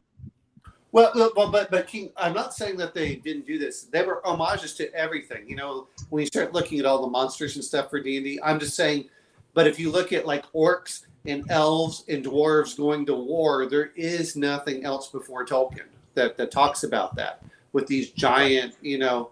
And that's what I'm saying is if you're going to play a war game with fantasy, and you know, it's just like Warhammer Fantasy. Warhammer Fantasy is an homage to Tolkien as well. Well, absolutely. You know, Yeah. and but there's nothing wrong with it, and you can tell when people love the material and they try. You know, yeah, okay. You know, perfect example is what's his name, Peter Jackson. Peter Jackson, yes, he changed some things. Some things have to, you know, to me need to be changed for pacing and stuff like that. I understand that, but you still could tell that he wanted the essence of the characters to come in, the essence of the story. And nowadays, what it is well, we want to destroy everything you loved about that character, and then I'll write something about someone that just does it better, and they're always better. They always were better. They did nothing to earn it, and it's so hollow and cheap. You know, actually, like Amazon. I was thinking. Well, I've heard Amazon about just the whole thing with yeah, Amazon's a good one, but the whole thing with Luke Skywalker. Like, look, you know, why did you make him a miserable old man, and then why did you make it so Rey's just overpowered? It's like nothing was earned, and you can feel that it was cheap. It wasn't like, hey, I've come here as a as this, and he, you know, I mean, Yoda was, if you actually look at it, Yoda was kind of, I don't know. I mean, he was burned out, but he still got through there. You know, he's too old. I can't do this. As was Obi-Wan. Yeah, but Obi-Wan still had the wonder and stuff in it. Yeah. But that's what I mean is the this whole thing of deconstructing characters and saying, well, we'll subvert expectations. This movie subverted expectations. It did. But it doesn't feel like it was cheap either, to be fair. You know? No, it was, I'm definitely glad everybody enjoyed it. I would have loved to have heard Mark's, thoughts on this movie. Anybody out there in TV land, if you've seen it, if you've watched it with us, make sure you throw in a comment. Liked it, loved it, hated it. I'm definitely curious to hear what people say later on down the road. I hadn't seen this movie, and it came, highly recommended. Would I put it as my favorite Western? Clearly not. No, But I think that this. It's definitely, going to be up there in the top 10. I mean, I think there are better Westerns out there overall, but again, it comes down to, I think that people also have to understand where things come from and to pay respect to it. That's my takeaway from sometimes for these things is, okay, I don't mind it. It's not just like you said, the visuals are in there. You have a villain who's the only problem I did have with this movie, ignoring we could go nitpick stuff. I kind of wish there had been more charisma from all the characters. They just didn't seem to have that much. I mean, Loco fit that way with his eyes. Man, those eyes, yeah. Yeah, the way that his googly eyes could go through that. I mean, that's old-fashioned Peter Lorre style, villainous. Now you see why he got picked to play Renfield. Yeah. Yeah. I mean, that. And I'll be honest, it's not that I like necessarily attractive actors. I like interesting-looking actors. There's another one. He was a British actor. Did a lot of character acting, but I liked him for that. They also have Lee Van Cleef was another one that I liked. you know, just the way that, because he had his fingertip cut off, and sometimes that would show up in the movie. You know, I like that aspect. Like, oh, he must have got that in a fight. Like, well, in reality, he lost it because he was doing a woodworking thing. Yeah, I like that character from The Simpsons who owns the gun store, and but he's only got one arm, and the kids ask him, you know, how he lost his arm, and he said, you know, if a teacher ever tells you, you know, don't stick your arm out when you're on the school bus. Oh, yeah. But those are things that are more fun, in my opinion.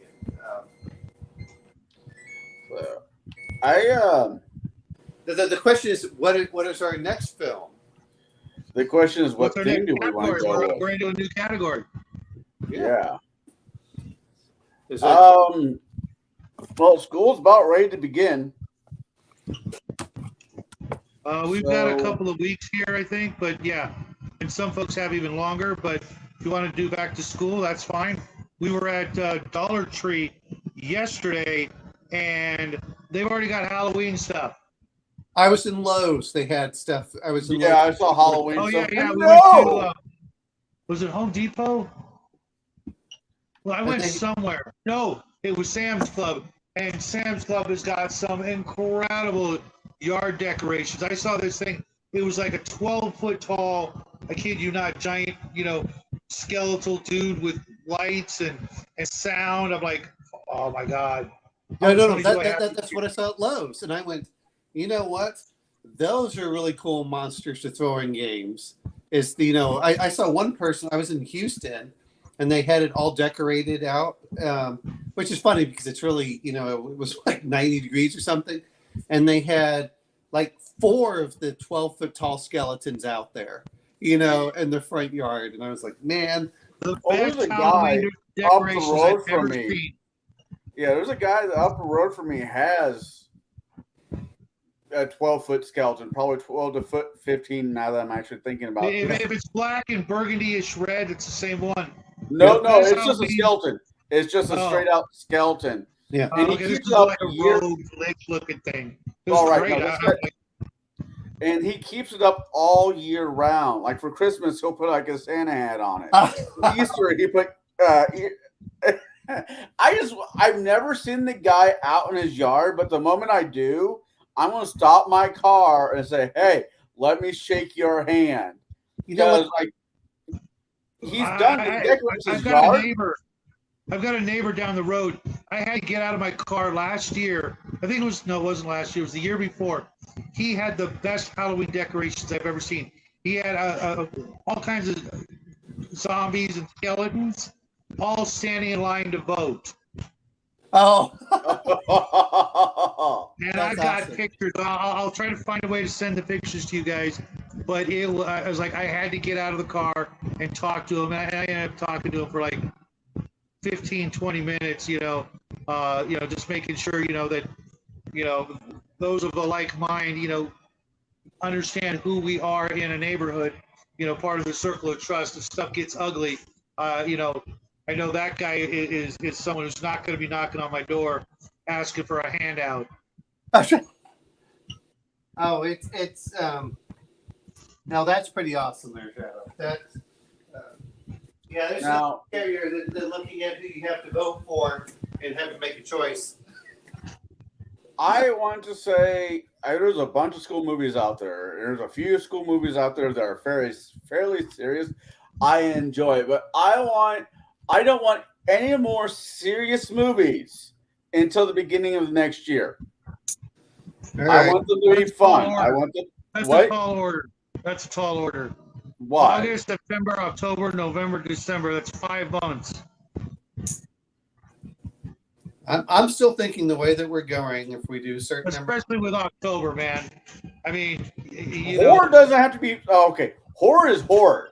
Horror movies, Halloween movies are always Halloween movies. I mean, we're going to watch all of the Scream movies.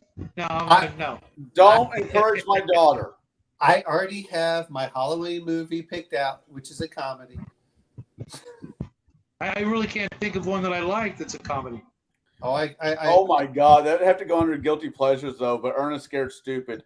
I was thinking, I like Spaced Invaders, where they decide to invade during Christmas. Oh my God, yeah, I haven't seen that movie in a while. It's my guilty. I could pick Bad Channels just because it's got Bluish Cold music throughout it. But Bad who? Bad Channels. Oh, Bad Channels. I'm thinking, Jesus, I'll Killer tell- Clowns I'll from tell you- Outer Space. I'll say, not that. No, this one. There's a couple of movies in there. If we're going to talk about werewolf movies, Ginger Snaps, which is not a comedy, and Dog Soldiers, which again is not a comedy. but Once they're again, both- non-comedy. I don't Yeah, mind. I can't even think of one movie for Halloween that I would pick that isn't scary. I'm fine with scary. Well, I I'm just- thinking. I sometimes I just like cool. I don't have to pick I scary. just don't want to watch. How about this way? Let's put it a different way. No more I don't dramas. No more I dramas. don't want to rewatch the trial of Nuremberg for the fifth time. We've done a lot of series So War of the Roses is off. with Michael Douglas and what's her name? No, that movie's Yeah. on. That movie is so on. What he's saying is no more dramas is what he's trying to say, right? Drama. Some hard dramas, to say the least. Just fun movies. That's Just fine. That's fun- fine. Well, fun movies. isn't this just guilty pleasures? Fucking that we're doing? RoboCop can be put on that list. I don't care. Not RoboCop 2 or 3. No, I'm just, Right, just first Well, 'cause they RoboCop don't and not the reboot or Harry and the Hendersons for Halloween. I'm trying to. Oh, and God no, not ET for Halloween either. I'll never watch ET again. So I no watched- worries. ET was a movie for girls. I hated that stupid movie, and I saw it like 4 What? times. I literally have never seen the whole movie. I've seen little clips. Oh, it's ET. I'm out. I That's all saw you it. gotta say. I loved it as a kid. I didn't like it at all, and it made no sense when the kids started flying. Freaking Okay, we hated do it. guilty pleasure. No, it makes sense. It makes sense, but you have to watch a Star Wars movie to understand. No, I am The sorry. aliens, that breed of aliens is that alien. ET was a motherfucking Jedi. I don't care. It was a You horrible recognize movie. the Yoda costume. It was a horrible movie. I will I never. love that. As an adult, I probably feel the same with you. I had to watch it as an adult. I saw it as a kid. I saw it as a Absolutely kid. I loved was 7. it. Oh, yeah, wow. I was 7 or 8. I hated that movie. I- I was obviously older, and even with the Dungeons and Dragons references, I'm like, yeah, this sucks. I'm out. I'm trying to think of. Okay, so if we're going to do this, is the next one guilty pleasures, and then we move over into horror. Yeah, guilty pleasures will be for my birthday because I can pull off. I like 3 different movies. I'm thinking. Okay, then I already know what I'm going to subject you guys to. It's one of my favorite movies of all time. It's one of the movies that I laughed more through than any other movie I could think of, and I don't know why. Which is Did any of you guys see the Brandon Fraser movie School Ties? maybe, I don't think so. remember. He goes to a Catholic boarding school because he can play football, and he's not Catholic. He Oh. is Jewish, and the rest of the kids find out that he is Jewish, and it goes from being a cool, fun movie to, oh God, here we go. So I mean, No. I just want a little bit of a breather from doing three months back to back of fairly serious movies. Hey, Oh, well, Jackie put on their Blazing Saddles, and let's not forget his Kung Fu masterpiece. Oh my God! So Bruce's channel is like, what movie should we review next? I'm like, Battle Wizards, Bruce. I want you. Battle Wizards, I actually enjoyed because it was so bad. It was so bad. he last night he was trying to get his friend Alex to watch Battle Wizards, and I'm like, I thought you guys were friends.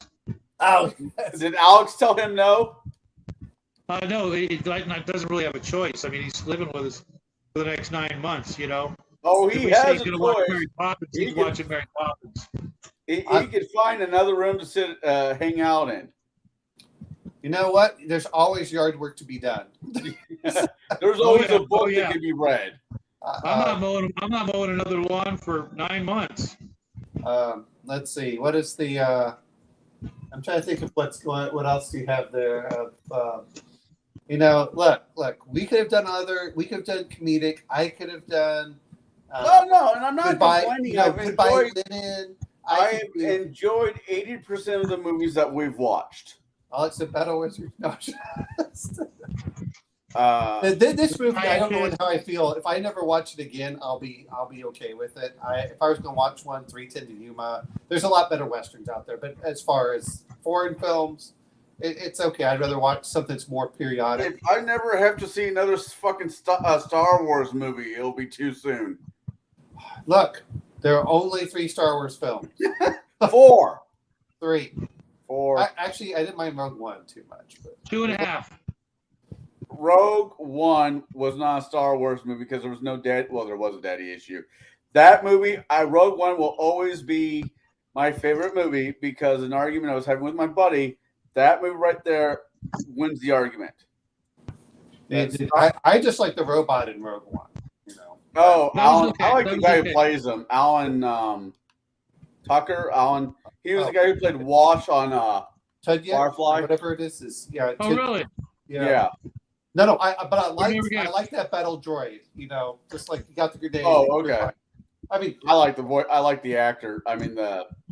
no, I like the actor too, but my point is that I like the characters he plays for stuff. But Yeah. Jackie's got a really kick-ass Lego version of that droid that's like this freaking tall. It was awesome. look, if we're gonna do this, if we're gonna do guilty pleasures, Lego Batman. Okay. I was we'll do waiting for school, then we'll do guilty pleasures, then off to the holiday madness we go. No, it's guilty pleasure. Then we have Halloween, right? Yeah. Well, off to the holiday madness we go. Because Thanksgiving is such a weird holiday because there's Thanksgiving movies, but none of them are great. Planes, Trains, and Automobiles. That's Polly I hate that Shore, I Son-in-Law, I think was that. I love Planes, Trains, and Automobiles. Probably because I've known people like it. No, not me. But I really hate those kind of movies where it's nothing but bad things happening just so they can get to the happy ending. You know, like the vacation movies, not to mention the Chevy Chase. I hate the vacation movies. I'm not a big fan of most like the Poseidon Adventure, Towering Inferno kind of movies. Not a big fan of that either. You know, because you just know, I think there's like especially two if it's, you know, movies I an like. American Hollywood film, you know the main people are going to make it. You know what I mean? Yeah, it's just like, but it's just a snuff film of supporting actors. Oh my God! Speaking of supporting actors, the Oppenheimer. I can never pronounce it. Oppenheimer. That movie was amazing. I saw it with Kai. And then I've heard you go back and double check on your historical accuracy because they're trying to rewrite some of the stuff that was going on.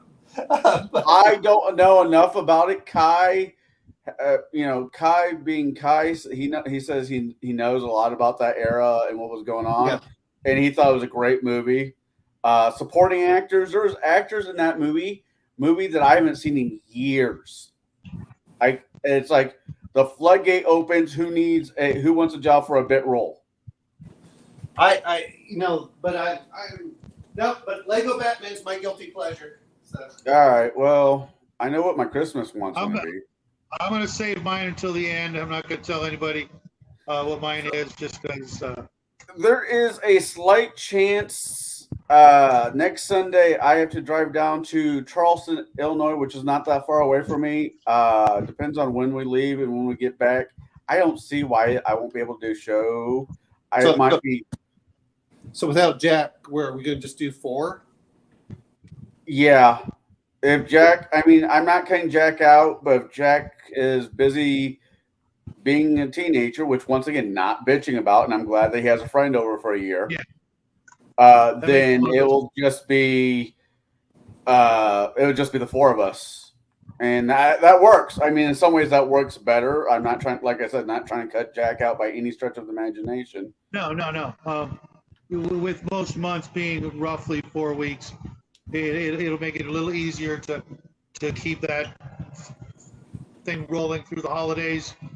Plus, we're going to have potentially some days where we can't, all make it. Therefore, no show. Depending on what days the holidays fall on this year. Right. So. Well, and I'm going to be out for probably a couple of weeks. We'll see, because I'm supposed to go.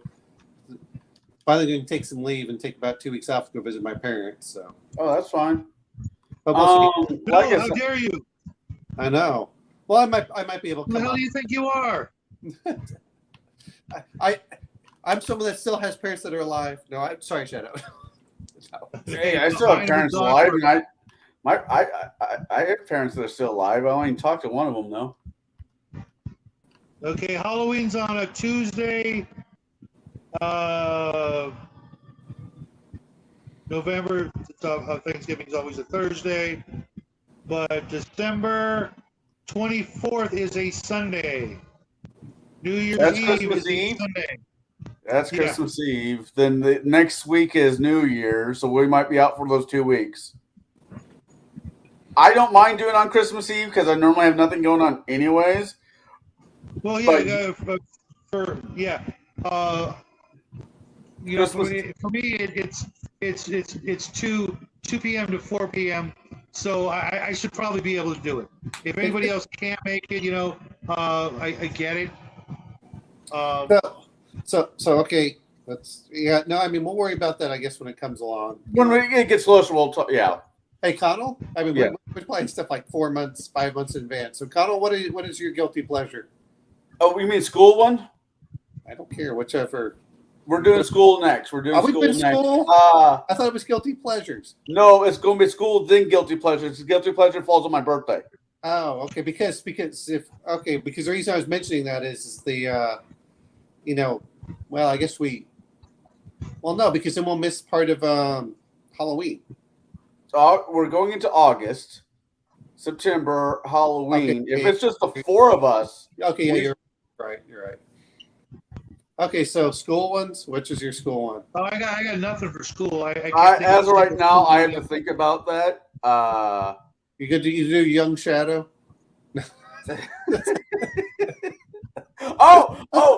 Fast Times at Ridgemont High. I thought about it. I have thought about that in the past.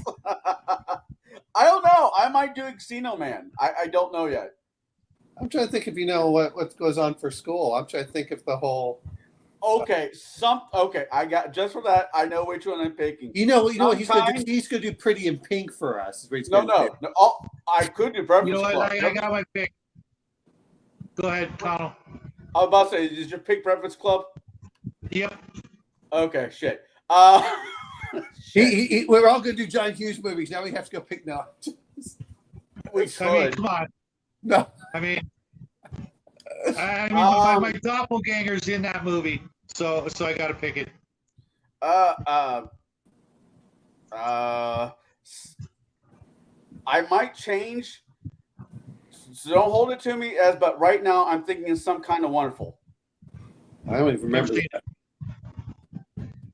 Some Kind of Wonderful. All right. 1987, Howard.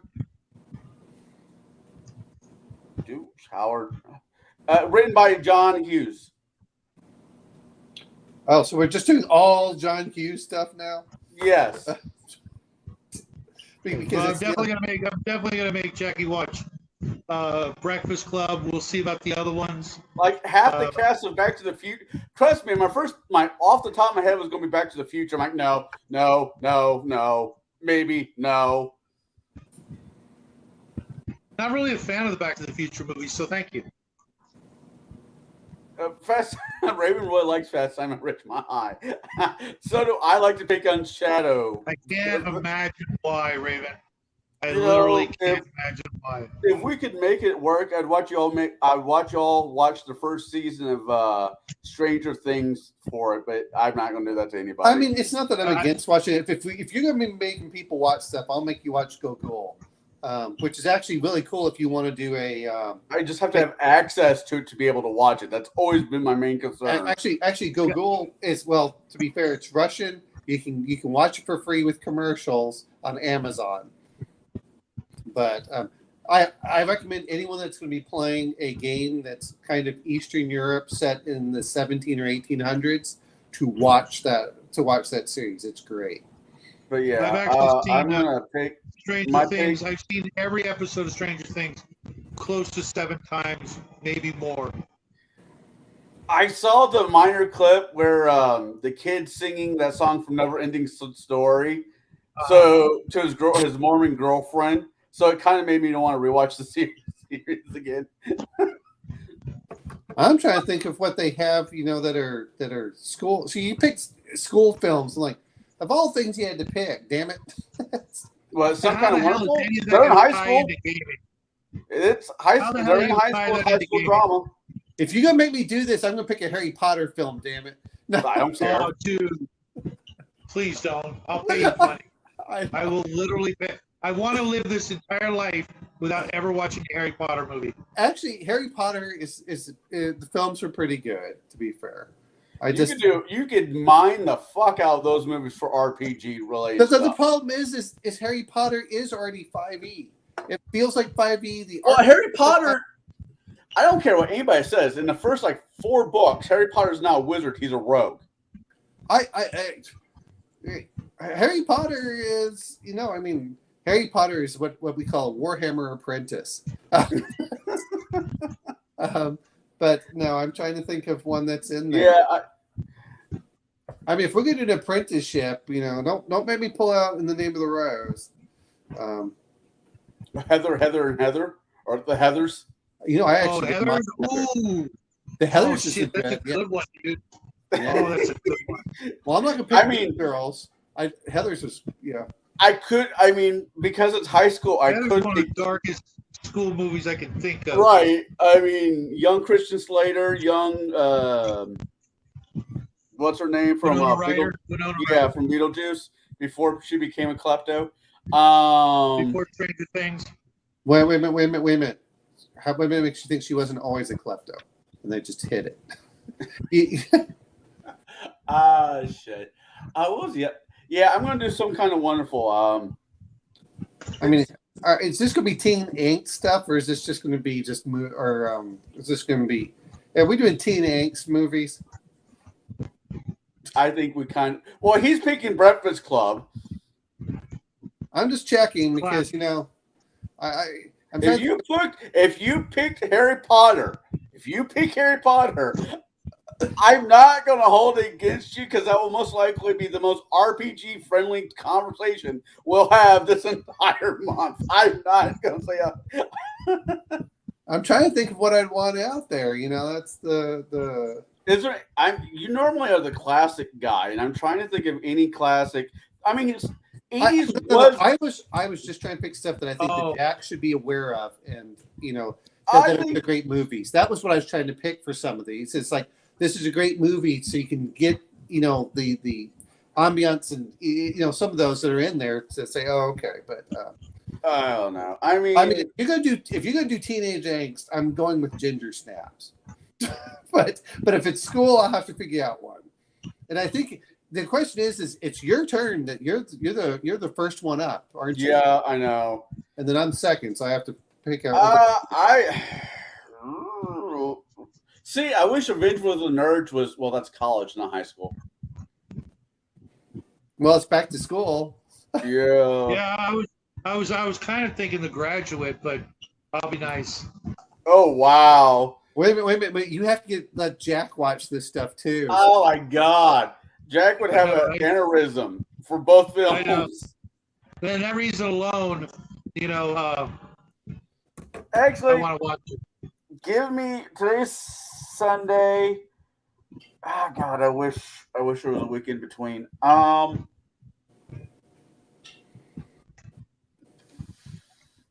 I'm gonna stick with my first choice. I'm gonna go Some Kind of Wonderful. Never seen It it. has So the guy that was originally going to be Marty until they realized they don't like gingers in Hollywood. Well, what about Napoleon Dynamite? We You don't know what, talk about that movie. We don't talk about that movie when I'm around. Wouldn't that count? No, that does not count. I will call him. It's okay. I don't understand why people like that movie so much. I mean, it's one of those Ooh, movies. Dead Poet Society. Yeah. You know what? Fuck it. I know which one I'm going to do. Bill and Ted's Excellent Adventure. Is No? Actually, that count as a high school film? Yeah, no, that does because they're trying to do their Yep. little thing. Yeah. absolutely. Are you okay That's with that one, great Shadow? movie. I was just talking about that with I think it was Raven the other night. That it is a great movie. Jackie needs to see it. Yeah. All right. So next week we will be talking about Bill and Ted's Excellent Adventure. I gotta see if I Really can good find a choice. copy to watch. Okay. No, I'm trying to think of what it will be mine.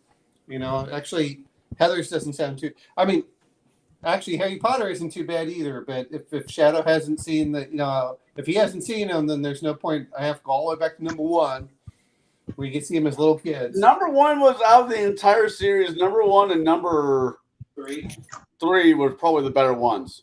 Yeah, exactly. Well, yeah, they were fine. I mean, the whole movie series was cool, but It's the what was it, number 4 that I was like, it's number 4. I'm just saying the first one you can get a lot of RPG magic nuggets out of. Yeah, I hate saying this. I don't have any. It's not that I didn't have a good childhood. I just don't have this thing of where I want to relive being a child. Aspect. That's why I really don't care. I mean, I can pick Ferris Bueller's Day Off. I mean, technically that counts. Ooh, that's a classic. Yeah, I'll pick that one for mine. Okay. Shadow Breakfast Club. Damn right. All right, and we just got to figure out what Mark wants. Yeah, and yours is what? Something Wonderful? No, Bill and Ted's Excellent Adventure. Oh, okay, Bill and Ted's Excellent Adventure. Sorry. Yeah. So there we go. So we've done our back to school. Oh, what you need is just whisper in Mark's ear. Fuck, I might know what my Halloween movie is now. Which is Bill and Ted's Bogus Adventure. where they play with death. Yeah. Why don't we just watch The Seventh Seal? Hey, I wish. Oh Sorry, God, it's like. I don't know. I have to find a way to throw. I would like to find a way to throw Indiana Jones, the Ark of the Covenant, in there somewhere, but I don't know how. Here's the other question: has Shadow seen Hot Fuzz? No, I haven't. Oh my God, that's a guilty pleasure. Well, no. I mean, Lego Batman. I think it's the better one. I was trying to think of the horror films, like you got Shaun of the Dead. I don't know if Hot Fuzz counts as one, since that's where everyone's getting murdered. It's kind of culty. I'll give it to you. You guys better be nice, or I will pick Rocky Horror Picture Show. I'll be absent that week. No. What he means is that he's going to dress up as Tim Curry. Oh no, he is not. Frankenfurter? No, if Shadow's going to dress up as anybody, it'd probably be Meatloaf's character. No, I'm mentioning some. One I really do love. It kind of matches it. And I'm not sure if this counts as horror, but I do love the sci-fi aspect. Or however you want to count it as, because you mentioned the Rocky Horror Picture Show. It has the same actor. Was Dark City. Have you seen that one? Keith O'Brien. It had Jennifer Connelly and some other guy I don't remember. Then it had what was the name of the movie? Dark City. Yeah, I've seen it. Dark City has a guy with a lazy eye or dysfunctioning. You're talking about. He was the one that was not Kiefer Sutherland also in there. Heath Ledger. He was the in Knight's Tale. Okay, no, I don't know. I'm talking about it had the guys. No, it had the one of the guys from the Rocky Horror Picture Show. Oh yeah, Kiefer Sutherland, and I don't remember the other gentleman's name. Slater. I know which one you're talking about. Because The guy with the black hair. yeah, Jennifer Carpenter was in it. Connolly. Whatever. My future ex-wife. Even though she's like 4 years older than I am. I don't care. Well, then I fell in love with that girl after watching The Labyrinth. The Labyrinth is actually a good one that's for fantasy. We've already reviewed The Labyrinth, I think. Yeah, we already did Labyrinth. Oh, you I did mean, granted, it was a year ago, but yeah, we've already reviewed it. And there's a few movies that was just me, Jack, and Shadow in my reviewing with the rest of you guys just to get your takes on it. But with that one, I'd like to at least give it another freaking year. Well, I mean, I haven't even been here a year, so And we did Princess Bride, we did Labyrinth. Did you do Dark Crystal?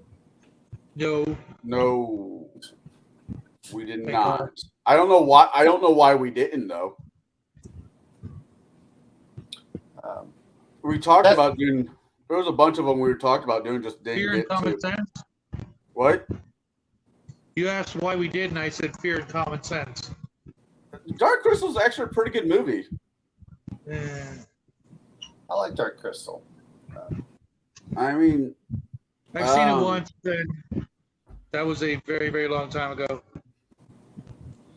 I know Yeah, there's I a heard there handful was of people- movies I will never watch because I have absolutely no fucking interest.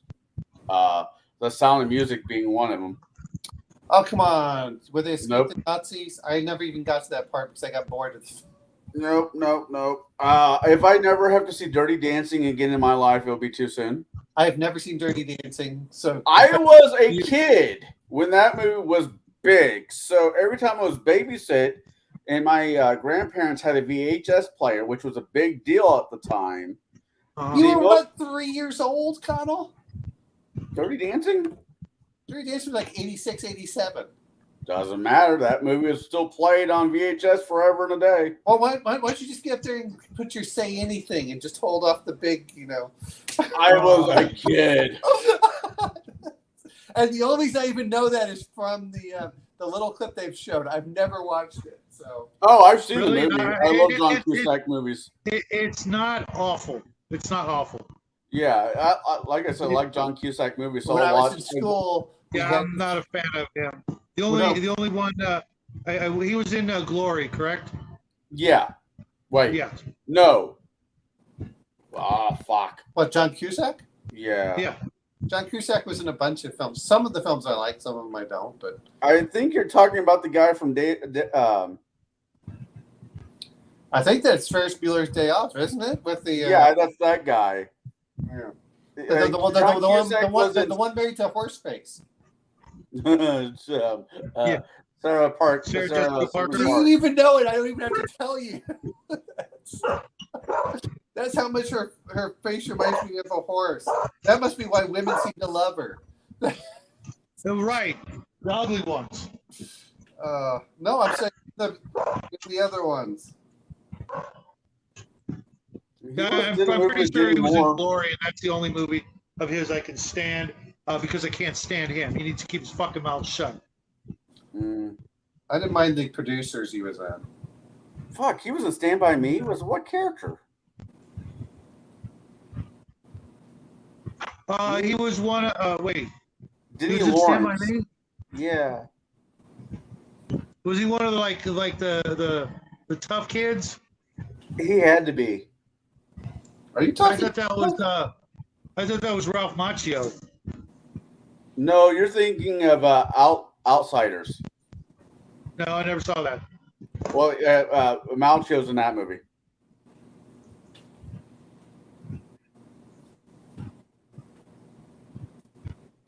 No, Keith Sutherland is one of the bad guys. Yeah. No, Danny was Gordy's older brother. He was the main character's older brother. There was a really weird movie theory, conspiracy theory I watched where Seth Sutherland's character from this movie got ran out of town because they thought he was a murderer from Stand By Me, and he ended up in California and became a vampire, and that's how we got the Lost Boys.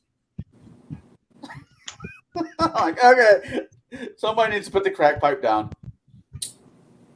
All right, guys. To be fair, I actually like the Lost Boys. But So do I. It was just a transition from. It's like the timeline works. I'm like, shut up. All right, you gentlemen, everybody who's hung out with us as of right now, Crafty Gamer and Raven, you two have a blessed evening. Hope you guys go do something fun. I gotta go to church, so I'm gonna let you all go, and everybody have a good evening. Absolutely. Happy trails.